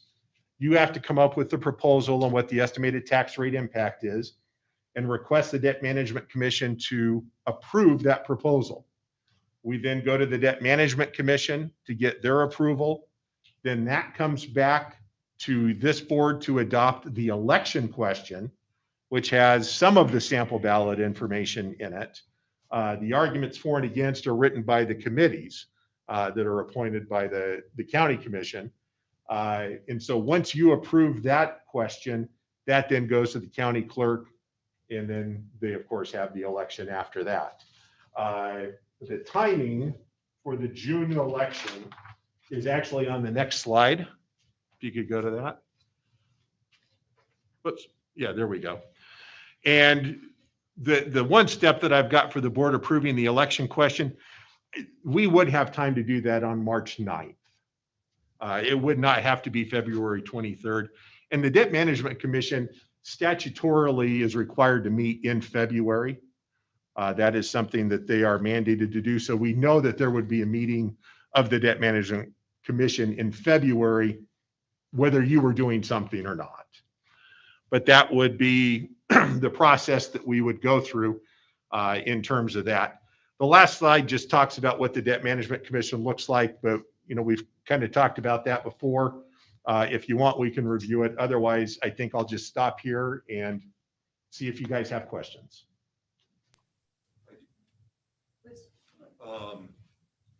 So I think, Marty, I thought I saw this on one of the slides. We could lower the rate as well from the 75 cents to say 65 cents to allow other government entities to be able to raise their tax rate. Because I know Mr. Carr, Commissioner Carr, approached us about doing something like that, correct? John, about sharing some of that 75 cent. Correct, but as he'll even explain, John Carr for the record, excuse me, a 10 cents for the county, let's just say 10 cents for you guys is $1.5 million, whatever round number. 10 cents for the county is not $1.5 million, so it's not that easy. But yes, you guys can lower, raise, or however there's two ways. Correct me if I'm wrong, sir. You could ask for 75 cents, and then you guys decided to lower to 65, 85, whatever your number, or you could then put on the ballot at a lower rate. And then whether the city, the county, the whoever in their taxing entities could probably, if it was only 10 cents, would actually only raise it 10 cents as a general fund one, as opposed to a separate tax. But I'll let him, if I'm correct or incorrect. Because Marty, that seemed to be the big issue, especially when all the documentation was there for voters to take a look at, was the fact that other government entities were essentially held hostage because of that. Yeah. And Mr. Carr's basically correct. As long as the question is worded up to 75 cents, or, again, whatever tax rate is selected. If the question says, shall we levy 75 cents, then it's 75 or 0. So you'd want to make sure that you build that kind of flexibility into your question. Because what I really worry about is I think there was a lot of short-sightedness and an emotional vote when it came to this, just because of two large projects in one community. But I think, if I'm a Wendover resident and I'm feeling like, hey, nobody's doing anything over here, I would find, because of our unique dynamic in geography with the number of cities that we have in this county. I mean, if Elko wanted to, let's say, okay, we're going to put in a carousel now just to be extravagant, and we're going to try to pass a bond issue. Well, we could easily do that here. But if we tried to do a building project, let's say in Wells, because that's where the outcry came from because of the mechanical upgrades, it would be very difficult to pass a bond issue necessarily here for Wells. And so would there be options to be able to do that with the bonding? I know I'm not for the bonding process. I come from a state that every little small town is its own school district, and they do a lot of bonding, and the interest is something that taxpayers have to pay in those small communities. So this is, when we came to Nevada, we were like, holy crap, this is a phenomenal system that they use to do the capital improvement. So yeah, and so the reality is, whether you're doing bonds or the pay-as-you-go tax rate, the project list is the project list. And so with pay-as-you-go, the advantage is you've got that longer time horizon. You've got that 10 years to look at, under what we've done in the past. And so you can look and say, okay, hey, our immediate need is in, again, just to pick up names, in Wells. But then after that, we need to build something in Spring Creek, and then it's Jackpot, and you move those things around. That same concept applies in bonds. It's just you've got a 6-year window in which to issue those bonds. So some of those projects may be beyond that planning horizon. And so it does make it difficult. Most counties and school districts in Nevada have more than one population center. Churchill, and I guess, Churchill's probably about the only one where all the schools are really in Fallon. Every place else is like you folks, where you've got far-flung communities. I remember doing a deal for a Nye County School District 20 years ago, and an investor from New York called me and said, what in the world do these guys need $30 million for? With their population, just build one school, be done with it. $10 million. I said, have you looked at a map? We can't bus kids. You cannot bus kids to one central location. And so you do have to be sensitive to what the needs of all of the communities are. And I think pay as you go solves that problem. It certainly can. So if we put it on the ballot to lower it to 65 cents, that other 10 cents, somebody doesn't get all of that 10 cents, where does it go?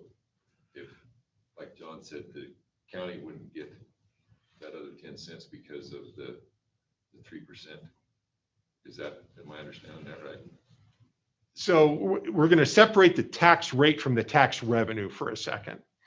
So if in fiscal year 23, your rate's going to go from 75 cents to 65 cents. If you look, we've taken it off the screen. If you go back to that slide and think about the one that shows the tax rates all throughout the county, all of those tax rates drop by 10 cents. So any local government could step in and take that 10 cents, or a combination of them could, because it's based on overlapping. And then the revenue would be generated based on what the assessed value and all of that is for that particular entity. I would imagine that if the county picked up a penny that you let go, the tax revenue is almost going to be dollar for dollar because your boundaries are the same. Okay. If Elko took 5 cents, of course, the amount you give up is going to be substantial compared to theirs because the assessed values are so different. So that's what's going to be the issue in terms of the actual revenue. But the tax rate, those other entities can just pick it up as part of their budgeting process. And more than likely, they would need to work amongst themselves to come up with how that's going to be divvied up. Marty, and you had mentioned too, the cost, we would have to incur the cost of this special election. And then we would have to ask an entity such as your example with Carlin for permission if we ran this in the 2022 election. Is there a cost savings by doing one or the other to the district? Or, just asking Carlin and having it go to the board, to the debt management board, that's probably not a cost that we would incur. So the debt management commission, you've got to do regardless. Whenever we go, you have to go to them. If we wait to go in November of 2022, you're going, I would imagine, to Carlin, West Wendover, the county, pretty much anybody that has a board will be an affected entity, and we will need to go and solicit their input. Again, they can't in and of themselves deny it. But if they say no, then that's something the Debt Management Commission looks at. But that only applies if we wait until 2022 to put the question on the ballot. And what would be the cost of a special election before 2022? Oh, I don't know. We'd have to ask the county clerk's office that question. Tammy? I don't work for the clerk. Oh. I work for the assessor. I know a lot about this stuff. I don't know about, I can run upstairs tomorrow and ask. Thank you. Yeah, I have no idea. We haven't had a special election in the state in a long time. That would be, something that we would need to know to make that sort of decision too.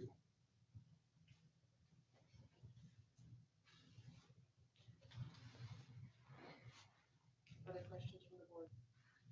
It looks like we need to make some decisions if we're planning to move forward with a timeline specific to the June date.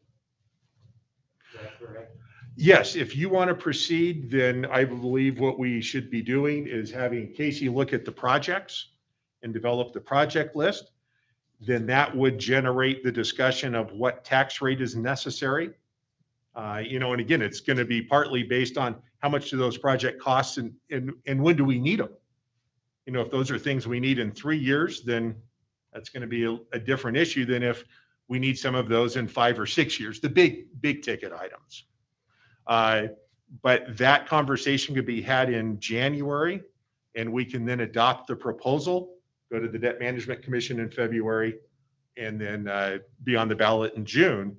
But yes, I think the district would need that direction now in order to be able to get all that information put together. payment of the current projects terminating and what's standing with the end and when the tax rate goes to zero here? Do we have to dip in our general fund at one point to finish some of these or? But we have enough to finish the current projects.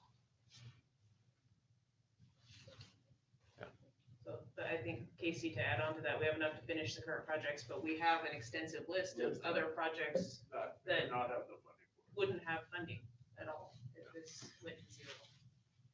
That is as of what our 5-year capital improvement plan as it sets now.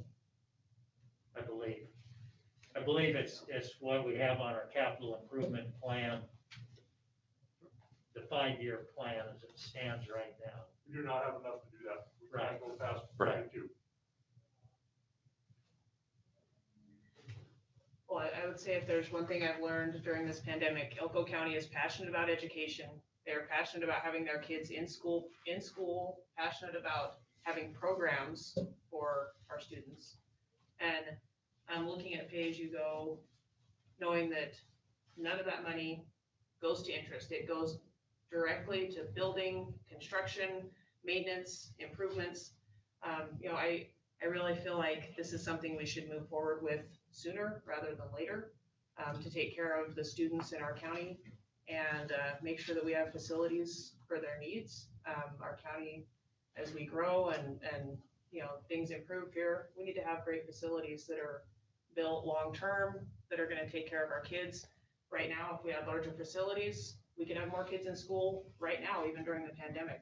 But because we don't have all those facilities, we can't have as many kids in the schools as we would love to have. So I think give Elko County the opportunity to look at pay-as-you-go and what it can do and continue to do for our kids. I think Elko County would really probably look at this from a different light and say pay-as-you-go is definitely a way to support our kids, support the families in the county, and really build a better future for our county and for our kids. So my recommendation is we move forward. Madam Chairman, Please. I didn't sign up. May I address the, You got a couple minutes. Go ahead. Give us your name. I wasn't expecting to speak. I personally am a strong supporter of pay-as-you-go. I was here when it was first implemented. I know some of the reasons for it. And one of the reasons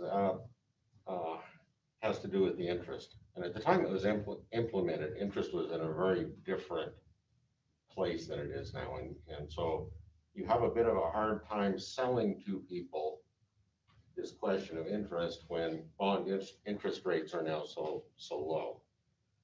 I think really what I want to say is, in addition to what you just said, which I personally agree with, I think you need to be prepared for the political climate that exists. And if you're going to pursue this, you have to be prepared to work very hard to sell it. Because as much as I agree with the concept that Elko County people want their kids in school and so on, Elko County is also a don't tax me kind of community. And I just look at the turnout statistics and how this past election went. And I think you were struck with a bit of unfortunate timing in that this happened in the year of the COVID. And people pushed back pretty hard on a lot of things here in Elko County. So I really just, I think you need to think about, and I'm not saying you should do anything different from where you're headed tonight, but as you head towards a potential special election in June, I think you want to think about that timing. I think people are sort of tired of politics. It might be to your advantage because you will probably not have a high turnout at a special election, and that might work to your advantage. But it's still going to be I think it's going to be a very difficult session. So you have to be prepared to expend effort and money to make it happen. Well, thank you, Mr. Hoffman, and we appreciate your support of pay-as-you-go. I appreciate that. Can I ask Mr. Hoffman a question really quick? Could we count on the support of the Elko County Community Action Committee in I- the messaging and in getting out? Because I mean, I know you're well familiar with how this works and how it's got to be face to face. I mean, it's confusing taxes. It's hard to explain to people. You got to explain it to them. And if we could I have, cannot answer that for you because I did not come here expecting to speak. I haven't talked to any of the other Right. members. I'm speaking just personally. So in general, do you think they could be supported? Where they took such a strong stance about helping the schools, I would think that even a few of them might be interested in helping. A few of them might. I just can't speak for the community or for the Right. committee as a whole at Would this you point. personally be willing to advocate for us? Yes, That's excellent news. Thank you. thank you. No, and I think Lee brings up a good point. I mean, it was the timing of it, and Oh, there's the a lot of timing things was terrible. happening. I mean, it was a very polarizing issue, because I mean, it wasn't that far off from one way or the other way. So I just don't think our message got out to people and that they really truly understood Right. what was gonna happen. It's literally something we have to pass with town hall meetings and And I think Can't there do has that to be right now. compromise with the other governmental entities too. I mean, you know, if our rate is what's holding other entities back, then we need to, you know, present that to the voter and try to figure that out, because I mean, it's gonna be a hard sell, like Lee said. In that line of thought, I was gonna ask Casey, how long would it be, or how hard would it be for you to project out the wish list for the next 5 years, say, or the next 10 years? And kind of project what kind of tax rate we're looking at. Do we need the 75? Could we go down to 65? What would be on bare minimum so that we could do what we need to do to bring the district up and still have the projects going, is my question, basically. Well, once we get the projects identified and we prioritize them, we could forecast them out 10 years fairly easily. Okay. With the inconsistency of consistently going up in costs, we'd have to do some, add some numbers to it. But we're looking, the Payable, the past the 75 cents, it's about $150 million. Based on Liberty Peak, with all in costs, is about 40 million. If we do another elementary in Elko, say in 5 years, it's probably gonna be approaching $50 million. That's 1/3 of it right there.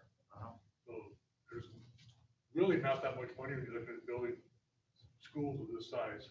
Okay. and about how much does a new high school cost? The 150 wouldn't cover it. Wouldn't cover it. So 75 is pretty much It's pretty much where we as need low to we be. can go, really. Well, I mean, We I'll can play with some things, but play with some, okay. But if we don't foresee any large facility being Built in the 10-year plan, then I mean, I'm just trying to see where we could Sure. go down without cutting our projects. a lot of what drives it are number of students. And that's really hard to know what's gonna be out there 10 years from now. Well, like I know realistically too, COVID brought all the prices up and construction's horrible right now. It's no budget's being met. I mean, they're all being surpassed. We can't foresee too far, but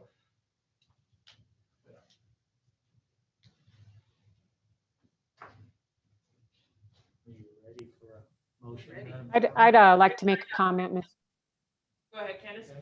I would just caution, I guess, about going lower than the 75 cents, because, once that's gone, you will never, ever, ever get it back.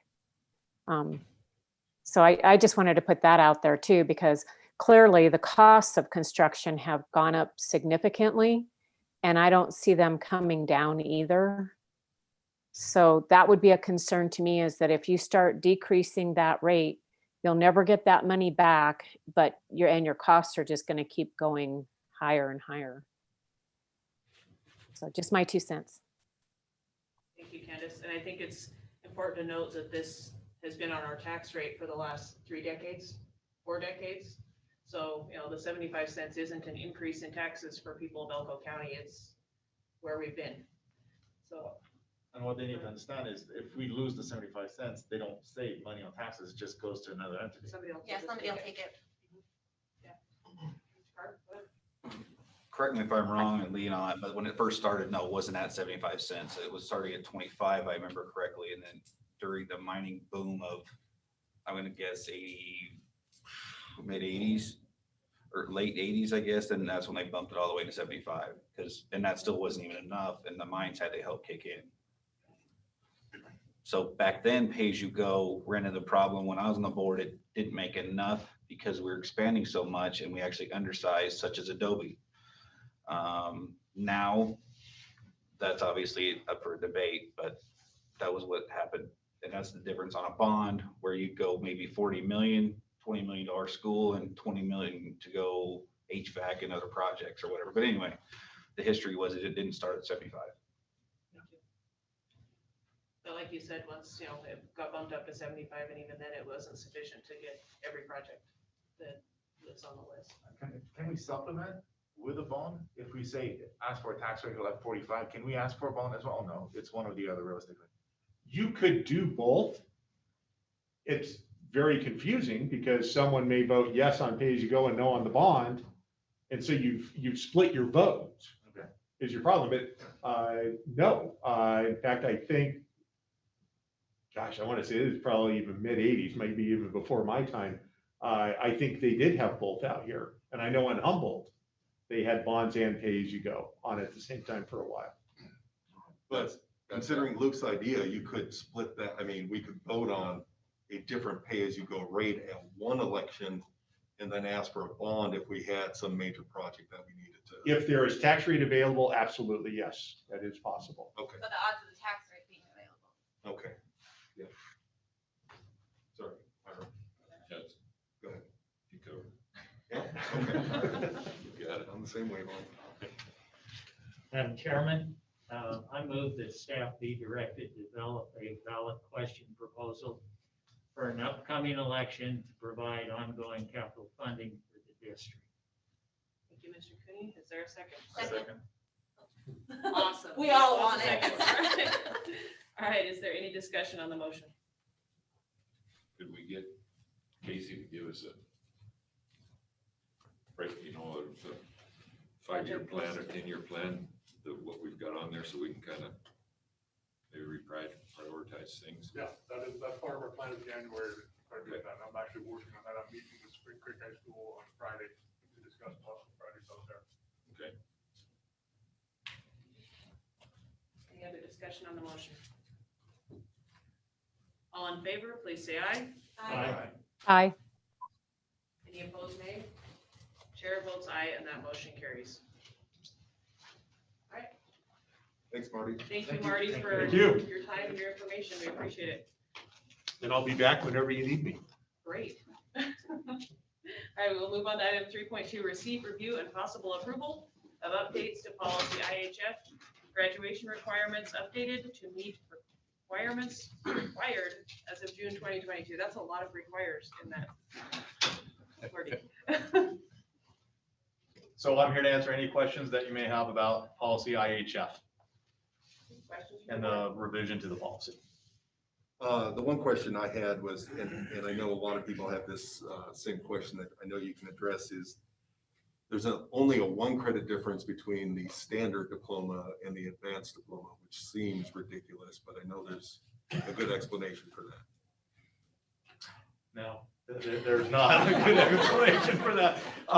The explanation comes from the requirements set forward by the Nevada Department of Ed, which determines the requirements necessary for the advanced diploma. But we had done something, I mean, we could raise, then what you're saying for the advanced diploma, we could raise the number of credits, but we are ahead of what the state already requires as far as the standard diploma is concerned. We are, yeah. So our standard diploma already takes into account at least 2 credits that now the requirements are still the same. It's just where they are.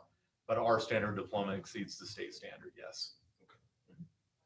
And we could in the future maybe look at changing the advanced diploma to make it a little more rigorous. So the district has to meet the minimum requirements as set forward by the NDE. However, the local, education association, the districts can put in additional requirements that exceed the NDE requirements, yes. I had a question, Mr. McNanny. Do I understand this correctly that pretty much world history of geography, that requirement goes away completely for the standard diploma. Is that correct? It does under the NDE requirements. However, Elko County requirements, that does not go away. Okay, so that would still be a required class, but we would be down to, we're going to lose a half a credit of American government, correct? To replace Correct. that with the economics class. Correct. And those two I guess, classes would be taken back to back. right. Because I don't see on here after whatever it was, 2022, where the geography, world history of geography was continued. So that continues on in what's known as the college flex credits. So the college flex credits state that either an additional semester of social studies / history, an additional credit of science, or 2 CTE classes become required for the college flex credits. The school board for Elko County already requires the 3rd social studies and the 3rd science under our current model. Okay, and then I see where our electives actually go from 5.5 credits up to 6 credits. I guess what my concern is it seems like we're, and maybe I'm just reading it wrong, but it kind of seems like we're making it a less rigorous standard for, for our standard diploma.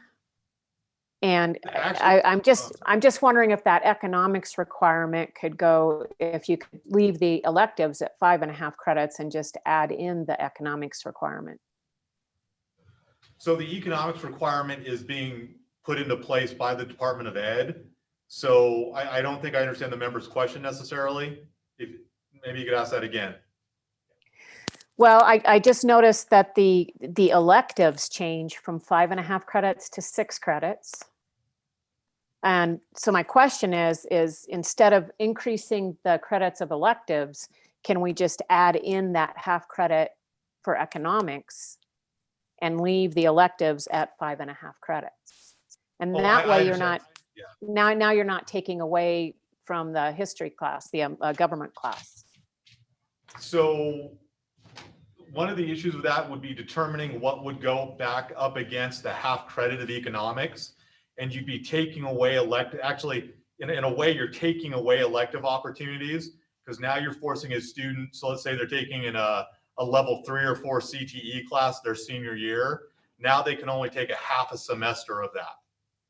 And that wouldn't get them the full credit necessary for whatever that elective is at that level. So by doing it that way, and bumped up against government, it actually creates more space for more electives senior year, while still meeting all the requirements freshman, sophomore, and junior year. Keep in mind, we're also bringing up the computer science credit from 8th grade into the sophomore year opposite health to replace computerized financial literacy. Okay. So what this boils down to, though, is that you can go 4 years in high school and you will, in essence, only have 1.5 credits of American government and history. Is that correct? Well, of American government history, but also economics is considered a social studies, and it focuses on multiple economic systems. So that's where that's coming in. And this was the standard process in Elko County about 10 years ago, which was eliminated when a full year of government went in and economics went away. And then the board brought in computerized financial literacy to replace that economic standard, because economic understanding, the board felt at that time it was an important standard.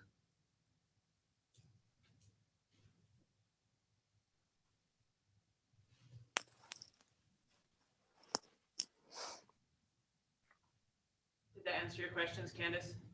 Well, it answers my question. I'm not convinced that I think it's a very good route to go. Because with the flex, the ability of kids to choose, which classes they're going to take in the flex option. I mean, you're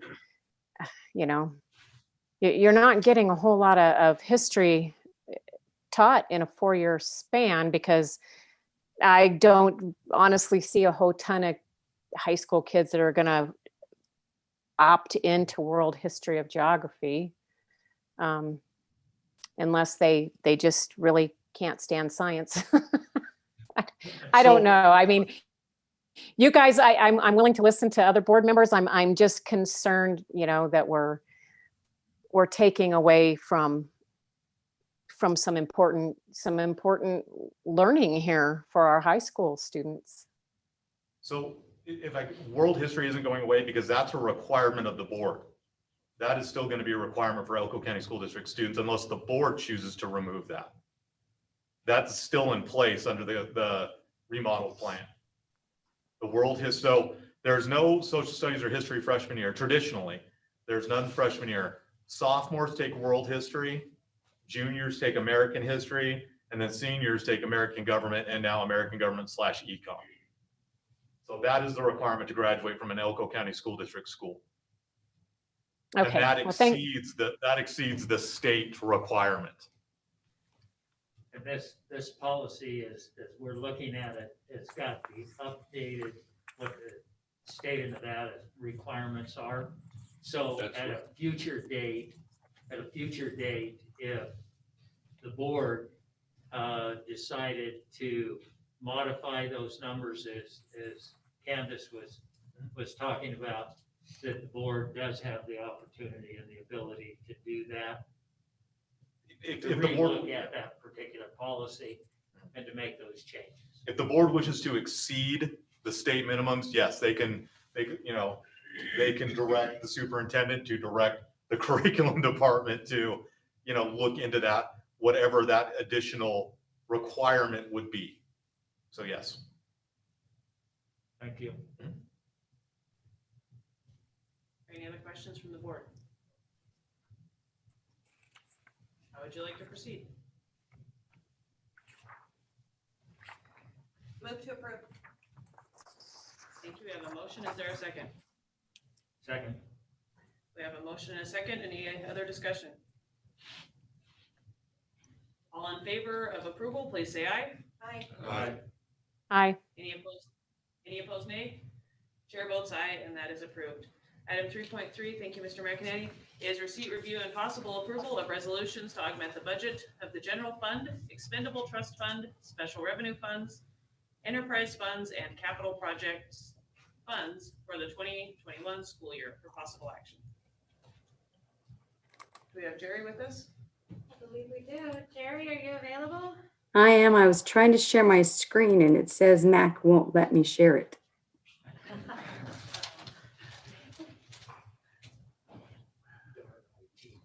So, Well, he just walked by to go back, so I think he'll be all right. He's running. Yeah, yeah, he probably is. Yeah, All it right, give us keeps, just a minute, Jerry. Mac will get your screen shared, hopefully. but in the meantime, we can go over it because you've got copies of the budget in your packets. So let's see, the first one, the first page is just the index, and then we go to the general fund. So this is the resolution to augment the general fund. And the things to note here is the next to the bottom line there on the top, distributive school fund went down 4.2 million. And that is because our student count has gone down. So we kept the same number of dollars per student, but unavailable, not available to, there. Can you see now? Is my screen there? Maybe. Anyway, that $4.2 million of DSA went down, but it's offset by 1.8 million of beginning fund balance. That went up 1.85. So the net of all those different changes are about 2.4 million decrease. And if you look on, let me see, down here, page 5, I believe it is. If I can get down there far enough. Then we had a contingency in there, 2.472 million, which has gone away, which is pretty much exactly the amount of that change, that decrease. So our overall this year for 2021 is that our sources and our revenues will be about what they were last year or where we had budgeted them for this year. Now, for next year in the general fund, that will be a different story.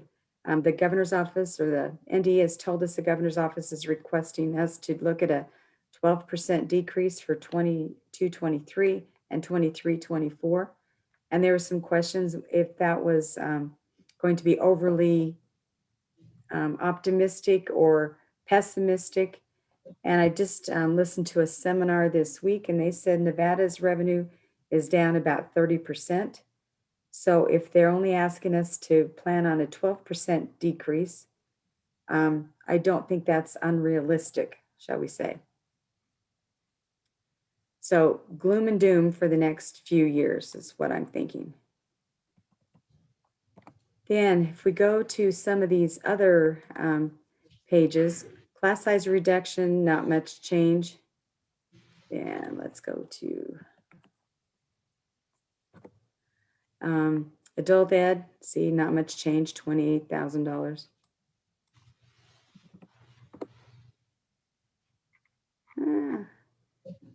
There we go, past adult ed. I lost my page, where did it go?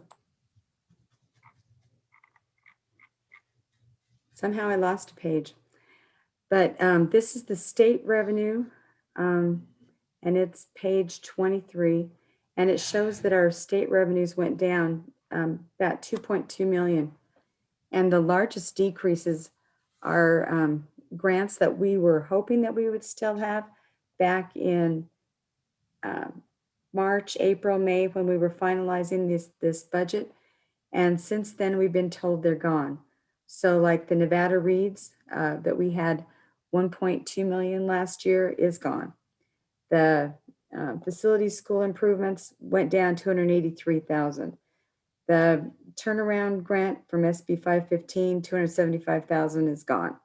The college and career readiness, 190,000 gone. So I have a whole list that add up to that 2.2 million. Those are just the largest ones. And so part of that decrease for next year, I think, has already been taken care of. But I think they're talking about a 12% decrease just in the general fund, not in all of our funds. So let's see. Dang, what happened to my files here?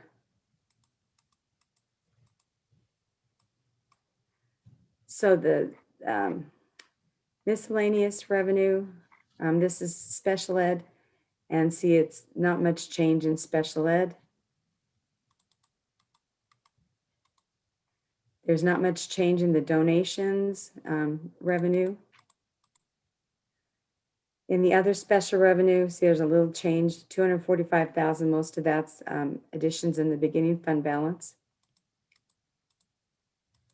Then we come down to the federal funds, and those went up, and that's a good thing. We knew that they were going to go up because we got another 700, almost 750,000 from the Coronavirus Relief Fund. And most of that went to spend on, this has been spent on Chromebooks and Edgenuity and all those other online learning platforms.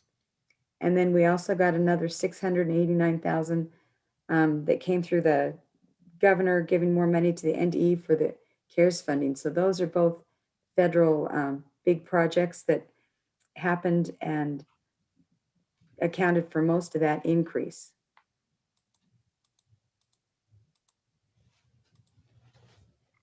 Then let's see, come on. My pages are just not coming. Because the next one I wanted to talk to you about for just a second was the school lunch. And it should be back here. It says there's an error in counting new page on my screen. That's not good.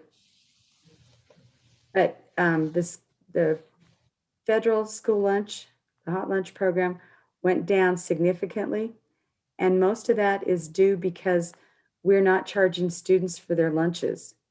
So we're having to pay for all that either with the federal money or through additional transfers from the general fund. And based on the federal revenues we've gotten thus far, it's not covering all of it. So we're going to have to plan. So we're going to have to plan that it will come up and we'll be short and we'll have to transfer in more money into that, into this food service program. Trying to get this to open again. It doesn't want to open. Come on, open. Nope, it doesn't want to open again. Okay, sorry about that. And then the last one I wanted to talk to you about real quick was the one for the pay-as-you-go, because I thought that could also be interesting to find out. And the pay-as-you-go, the important part about that one is that our opening fund balance was much higher than what I had originally projected because we didn't spend as much last year. So we do have enough money to finish these projects that are already in place, but we don't have a lot to do anything new, shall we say that. So do you have any questions? Any questions from the board? Yeah, oh, sorry, go ahead. Jerry. Yes. When we initially started the conversation here tonight, approximately $2.4 million reduction in what I refer to as the DSA. As that comes back, is that based upon individuals who are currently homeschooling that were included in the count before, or was there other areas that have led to that shortfall? No, that's mostly, we went ahead and when I did the original budget, I had rolled up the current enrollment. So those who were in first grade, I'd rolled up to second grade, et cetera, and based it on that the kindergarten size would be the same size as what the current one was. And our kindergarten numbers are down. Our homeschooling numbers are up, which has totally left us with a lot fewer students than what we had anticipated based on last year's enrollment. So we could get lucky and at semester, a lot of those could come back, but I'm not holding my breath a second. Okay, thank you.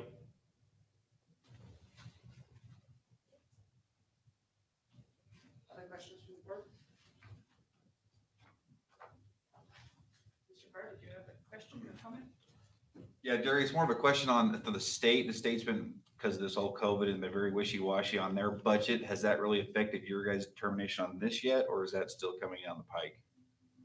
I do have a meeting with the state Thursday, but it should not affect this budget. It will affect some of the projections for next year. And the meeting specifically is about the hold harmless if they go ahead with the pupil-centered funding plan for next year.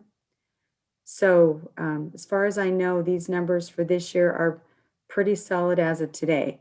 All the revenues were projected on the revenues we've received thus far this year. Thank you. One other question, Jerry, with regards, you had mentioned that potentially there could be a shortfall with regards to the special ed funding. It seems as though we had an audit exception that had to do with the special ed fund. Are we walking down perhaps the wrong path with that? I don't believe so. We increased our budget for special ed to more than take care of that 15,000 that we were short in our budget last year. Do you think we're still going to be short even with this augmentation? I don't know. And of course, we'll do a final augment in June, and that gives us our last opportunity to try to make sure that we're as close as we possibly can be. And if we need to, we can bump up the transfers in from the general fund at that point in time to give the special ed fund the resources it needs to cover its expenses. Okay. Any other questions? How would the board like to proceed?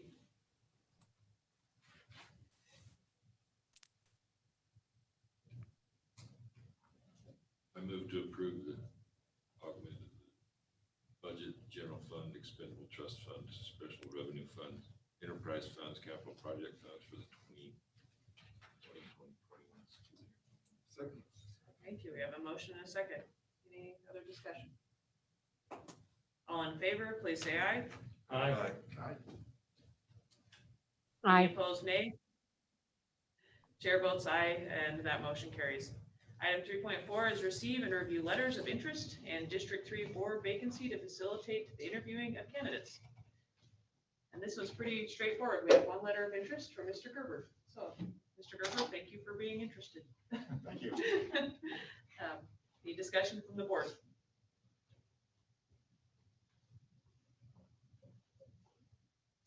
We're glad you keep showing up.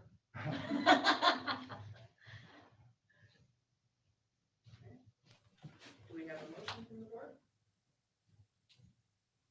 To accept the letter, is that? Well, we need to determine if we will move to interviewing and possibly appointing this evening. I guess I would move to appoint Luke Gerber. I'll second. I'll say we can do that in 3.5, but we can make this all happen at once, I suppose. So let's just make this simple. We have a motion and a second. Any discussion? Okay. All in favor of appointing Mr. Gerber to the board to fill a District 3 vacancy for the term, I will add this January 1st, 2021 through December 31st, 2022.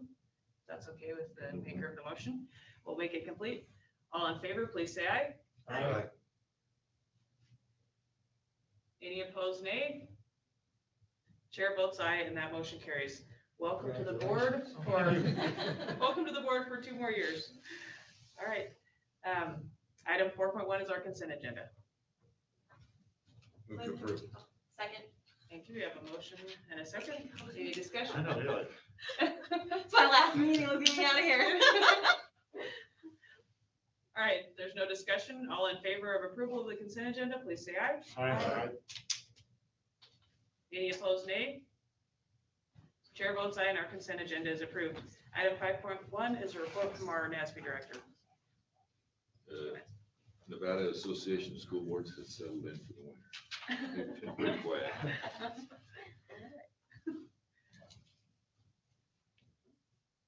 Good to know. All right, we'll move on to item 5.2, items from board members.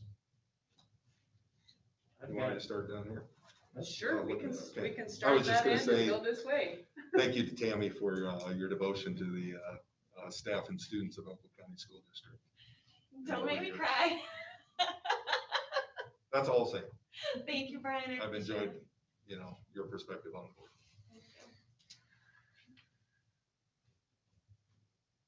I too would like to thank you, Tammy. Your dedication and your passion will be missed, although you may be sitting out there. It won't be missed. Right. It'll be annoying. A sincere thank you Thanks, For- Mr. Goody. for your assistance and your drive with this. You can call me with the stubborn. board. It's fine.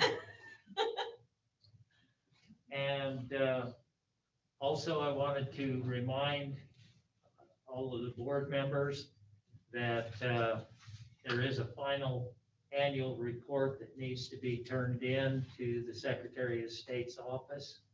And I believe that's due the 15th of January, first part of January. And they do fine you if you don't have that. Yes, they did.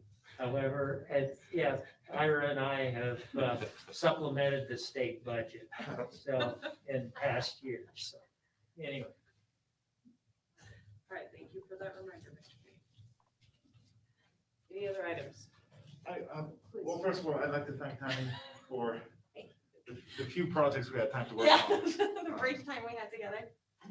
And then I would like to just actually ask a question if it's something that we could do, because I believe this is the last meeting of the year, right? Correct. Could we touch base, because we've had about 5 weeks for some schools, about 6 for others, high schools are gonna happen in January. Could we touch base with the teachers, the nurses, and the admins, and even central office, send out a survey to see what's working, because we know some things are working, some things aren't, some things should be changed. And we all knew going in, these plans will be modified. So for example, like, was brought up at the beginning of the meeting, the Wednesday, specials are an issue, so would it be possible to have specials done on Wednesday, like we could do in the 3-hour slots for the kids, music, PE, and art, so that the main teachers have a break that day to catch up? Could we do that as a model for the high schools? I don't know, is it unreasonable to ask for a survey just to see what's going on? Touch base with the people we're working on the front lines? And what we could, I'd like to separate it so that we can have the parents and the teachers separated from the nurses, because it's the same questions, but different feedback, different groups of, different entities, and ultimately, hopefully, different answers. Nobody?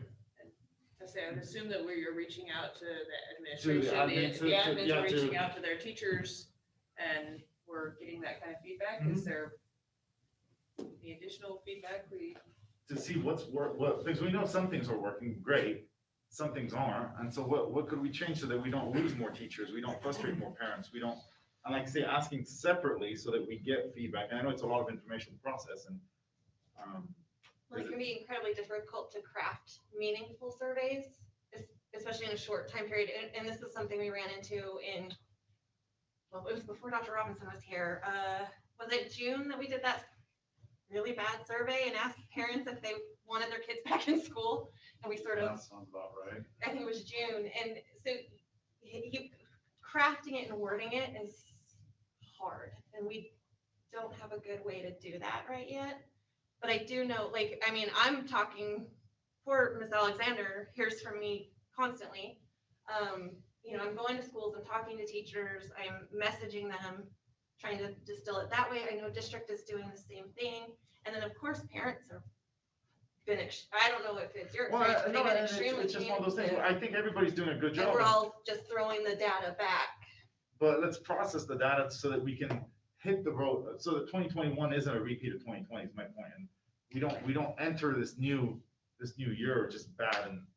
Right, but I'm saying a survey can actually make it worse inadvertently. Whereas if we just collect data and then pass it back to district and when. But there's no standard and for the having data. it It's distill. data's good if you have A baseline. a baseline. I'm sure you guys have a baseline of what's good and bad. I mean, No, I mean, you going to schools and me going to schools, Jim, asking different questions, we don't necessarily have a baseline, you know what I mean? It's who are we touching, who are we asking versus just putting a survey on the district website and everybody can load, and it can be anonymous. I don't need to know who says what. Just that if you're a teacher, a parent, or a nurse, or, you know, just, I don't know, just, I'm just playing devil's advocate. No, The surveys are I very understand. It's just one of those things where complicated. it's hard because a lot of people don't realize all the work that's happening behind the scenes. Right. And so maybe some efforts that are being done aren't what the people need. We have a teacher. Let's ask her. Do you think a survey would help? Well, I know that the survey that you guys sent out to us, I think like before we started opening, we weren't aware of like personally, what we were gonna be asked to do, if that makes sense. And I think every school is different.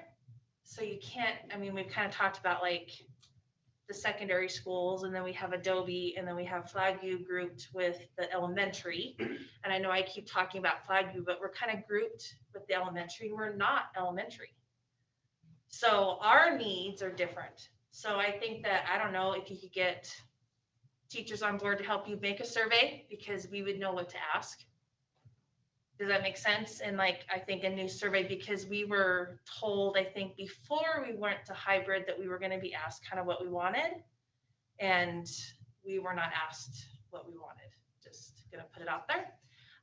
And I think that when the parents were asked if they wanted their kids to go back to school, they weren't asked how they wanted their kids to go back to school. And I've heard that from multiple parents who are teachers that I work with. They were asked, do you want your kids back in school or do you want your kids online? They were not asked, do you want them hybrid, online? So I think the right questions need to be asked, and I do think that it needs to probably be put out there. So I think you guys would see a different perception from the teachers. Well, because I think we're not. And we want to help. Yeah. And we want things, and like I told you guys, I'm not going anywhere. I want my kids with me. I love spending those 3 hours with my kids every day and then having the break and get my other 3. But there's just days I go home and it's exhausting. And I understand teaching is exhausting across the board. But it's like, there's not more teachers here talking to you guys because we feel like we're not being heard. Like I said, I decided at 4:45 to come speak to you guys. And I'm not saying you guys are doing a great job. I mean, I would hate to have your guys' jobs. I just want to say that right now. My job's hard enough. Our admin is doing amazing. Our admin's very supportive. But yes, I think that, a survey just to kind of get his. A feel, because I think everybody's, it's first of all, it's not going anywhere. So we need to exactly. adapt, It's not and going to let's go make the anywhere. best of it if we can. And so if it's, and some things, some problems are solved very easily on every side, and maybe it's something we're not seeing because we're not there in the classrooms daily. We're not there dropping off our kids daily. We're not, you know what I mean? So I understand that asking the right question. I mean, I can manufacture, I can manufacture a survey if I want a specific set of answers. That's true. And that's why maybe having a group of teachers just come out. I don't these know. are I 10 think it's a good questions, or- idea, but I mean, I'm not saying that they're gonna say, shut schools down, because I'm gonna tell you, that's not what we want, right? We love having our kids, but I think just some things need to be tweaked. And I think a survey, you guys would get some feedback from us that probably would help you guys maybe tweak it a little bit. Because when the high school's open, I'm scared. Well, see, I'm scared with I just spoke to somebody who works in district in Texas, and it's 95,000 students. And the only way they're doing the high schools right now is, like we brought up, we can control in the schools. We can't outside. And the off-site lunches in Elko High School scare me. Because we lose, like you were saying, Brian, I think at one of the meetings, what do we do when 6 kids pile in a car or go to Maverick, or we lose control for that hour, 45 minutes, hour and a half, however long they're gone? That part scares me for the high schools. Coming back from Christmas break with everybody being sick from Christmas break and mingling with out of town families, that's another problem as well. So if we can try to get it, and I know it's short term, I'm not giving a whole bunch of time here for my questions and the survey. Yeah, that's the tricky part of I the know. timeline. And I had a teacher just text me and say, no, a survey won't help. Because teachers just don't feel heard at this point. I mean, that's across the board. And I mean, maybe not so much a survey, maybe a committee of diverse teachers to kind of come together and say, okay, this is what works in the hybrid. This is what doesn't. Obviously, we're stuck in the hybrid. I would guess at least another semester, possibly longer. All year. All year. Well, yeah, it'll definitely be the rest of this school year, possibly going into next year, just based on how things are going. And so maybe forming a committee that can kind of hash out, like, this works, this doesn't. Maybe revisiting flag view, saying, maybe they should have been lumped in the more intermediate, or not, they are in intermediate school, lumped in the middle school, high school model. Having that day off might help. Being a parent that has a kid there, I don't know that is going to help. You guys are literally, like you said, a sinking ship. It's impossible to keep it staffed. And I know other schools are in that position too.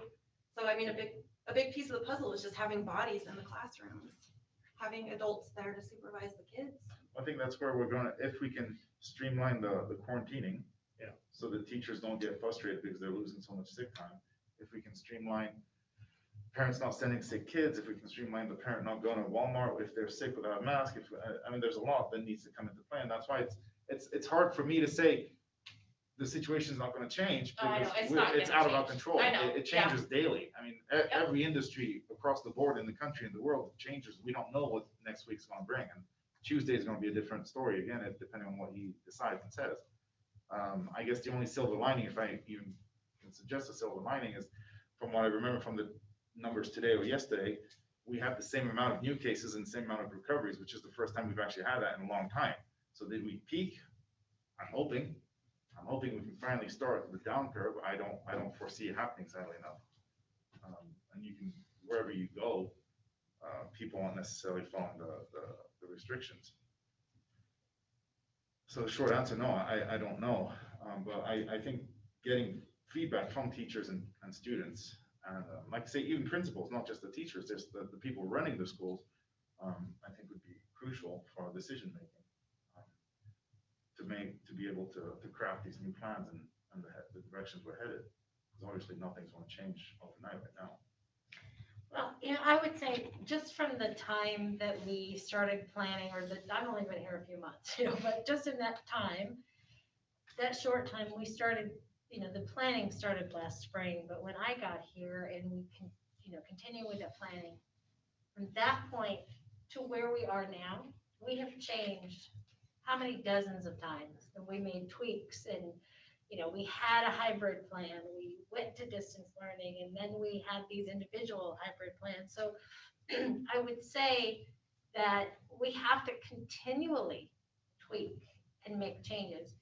Nobody has, at least in our lifetime, we have not run a school system during a pandemic. And so we have to constantly be prepared to make changes and be in that flexible position, because the requirements change, the numbers change. When we were looking and first starting, we had a period of time there where the transmission rate was 4.4 in Elko County.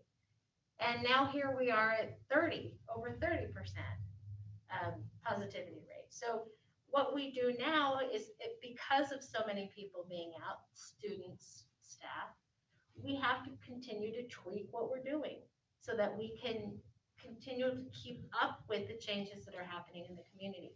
And they will continue to happen. So it's incredibly valuable to find out what's working, what isn't working. Is it time to make a tweak? Is it time to make some kind of change? I want to remind you that the hybrid models that the schools are in right now, these were community projects.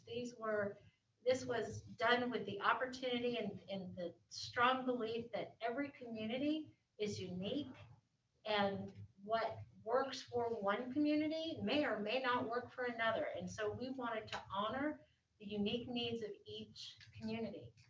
And even in that exercise, in that part, that changed. And communities changed the model that they came in. So yes, this is a dynamic process, and we're continually looking for feedback. And up to, as you mentioned, making phone calls to each and every parent at each and every school. And the intent was to describe the hybrid model that the school was looking at, to describe the option of the distance learning, to describe the different options and have that one-on-one conversation with parents. So we're constantly looking at ways to get valuable feedback. And we want to make sure that the feedback we're getting is going to be valuable. And sometimes a survey is not the tool with which to do it. Sometimes it is. So, we're continually looking for ways to be able to do that. I think it's very reasonable to expect that now that some schools have been in session for a certain number of weeks and things have changed in the communities, that we would be looking at the possibility of making some tweaks. I think that's very realistic. And we look for those ways to get that information, whether it be a focus group or it be conversations that we're constantly meeting and talking about the information that we're looking at and what's happening in our community. But it's a valuable, I say exercise, but I think it's a necessity. Would it be possible to have a board meeting with all the principals present, for example? So a free session where they can actually just speak their mind, just with Central, us, and I don't know if that's even doable with the board and on the educational side. Would it be possible to have all the principals and the VPs and us and Central and the directors of different boards just to talk freely about what their concerns are? Absolutely. We can, they can come and speak just as they have been for many, many board meetings, they did that. Like a more formal, like meeting per se. We encourage the teachers, the administrators, the parents. I mean, we're getting a lot of feedback. And sometimes it's not easy to hear, but it's still necessary to hear. So we need that feedback. So yes, we can certainly encourage that. We can talk about what format you're looking at. If you'd like administrators to make a presentation, if you'd like to do it by, excuse me, levels, by community. I mean, we can certainly talk about that. So however it would want to be managed, or a free conversation, we absolutely can, and always do encourage, come in. Come in and talk. So. I think though, to speak to that though too, I think Stephanie's concern and a lot of teachers' concern is that we're sanitizing what's happening in those schools and we're painting a pretty picture and everybody's patting each other on the back, and that's just not the reality. You know, we're dealing with children and young adults that create variables that we can't predict or can't plan for. So, I mean, reality, yeah, survey is probably not the best tool, but there's got to be a way to gather information about what's working and what's not working. And hopefully administrators are listening to their staff, but I know that's not always the case. Well, and they're overwhelmed, I'm sure as well. I mean, it's exactly. That's why I'm just trying to find the best venue to get positive and negative. I mean, both, and we need to hear both so that we can make sound decisions on what directions to take, so that we can, like I said, I don't foresee this going away anytime soon. In an open meeting format, it can be difficult to get the bad. Going along with the idea of having That's why it in a I board like the meeting. survey of just anonymous, and Yeah. you just have to say if you're a principal, a teacher, a nurse, or so that we can categorize it so we can see which direction it goes well.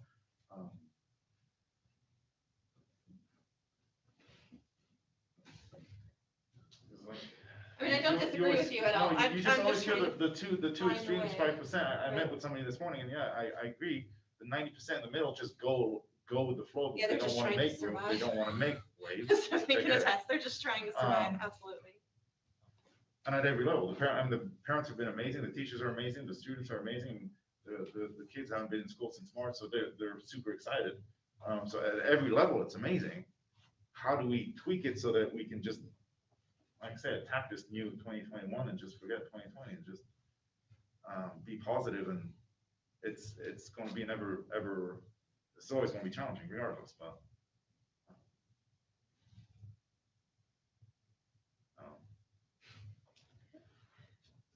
I know as a board, we directed Dr. Robinson to carry out those plans, and as the administrators get back with her and say, we need to make this change, that really doesn't need to come before the board. That's something that can be done without taking time for a board meeting.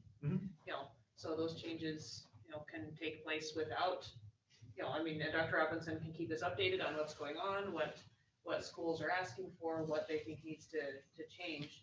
So I don't think adding an extra meeting, although we would love to hear, like you say, everything that's going on, I don't think adding an extra meeting right now is beneficial to the time that our teachers and our administrators need to be spending with their students, and preparation and making little changes all the time. So I think we've already given, Dr. Robinson and the ability to make those changes as schools come with those needs. And so I don't think we need to have something formal. I just think, people need to be giving their input to their administrators, the teachers do, staff, nurses, whoever. And then the administrators need to be working with the district to make any of those little changes on a regular basis. But yeah, we definitely want to hear the good and the bad. We get it. All right. Any other items from board members? Me, my last one. All right. I know we all want to go home, but I'm going to bug you guys. Okay, so I gave the why we mask up signs to everybody. If you could write why you mask up, I highly suggest keep schools open as a thing, and we'll take pictures, share it on social media, and then also to film the PSAs that we are wanting to do to put on the district site. We don't have to do it tonight, obviously it's very late, but I am available to film anytime. I can write a script for you guys. I can do whatever needs to be done. But I think the messaging is very important right now that, wear your mask, wash your hands, don't touch your face. Please don't send your kids to school sick. That's a big one right now. We need to message that as hard and loud as we can to keep this running, because it's coming off the rails pretty fast. And let's face it, I lost my seat because we went to distance learning. You had that over me, Robert, and I don't want Robert to be sitting here in January having to explain why he's closing a school after he advocated so strongly about keeping them open. It's a horrible position to be in. It sucks. But it is what it is, and the positivity rate is only going up. If we can get that down, in my mind, that's the greatest gift we could give our teachers and our staff is community compliance. So not only am I encouraging the board to message on that, I'm encouraging everyone in this room, everybody that's listening. Let's just do it for our teachers. Let's give them a win. They need a win. And I would appreciate it if everybody would do that for Christmas. Give our teachers a gift. So, but yeah, I'm available to film. Contact me. And if not, I'll hunt you down. All right, thank you, Tammy, and again, thank you for your passion. And again, thank you for having me for the last 4 years. This has been literally my most favorite thing to do ever, aside from raising my children. So. Thank you. All right, anything else? And Tammy, I've already said my piece. I've said it a lot, so thank you for your work on the board. Thank you. All right, if there's no other items from board members, we'll move on to item 6.1, approval of the accounts payable. I move to approve these. Second. Thank you. We have a motion and a second. Any discussion?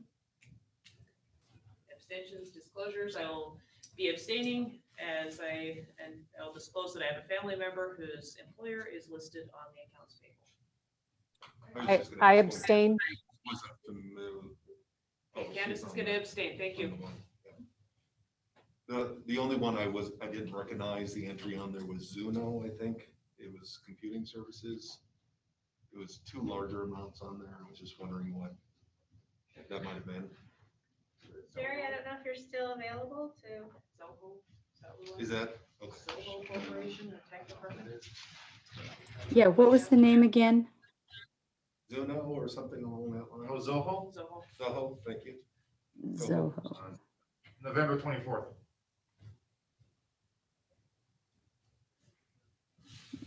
That was our service desk software. Who's desk? Service desk. Service desk. Yeah. For our work order system. Oh, gotcha. Okay. All right, any other questions?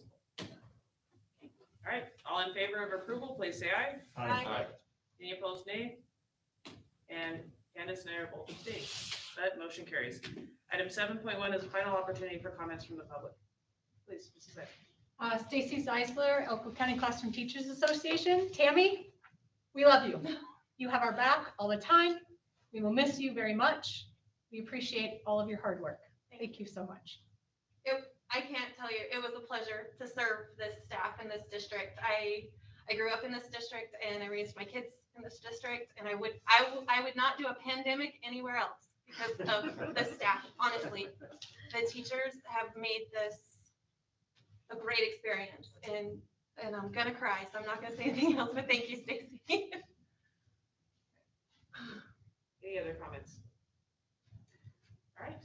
Well, we thank you for your presence. We are going to move into closed session, so we'll give you the opportunity to pack up and you can go home and eat dinner or go to bed or whatever you want to do. We'll lay down our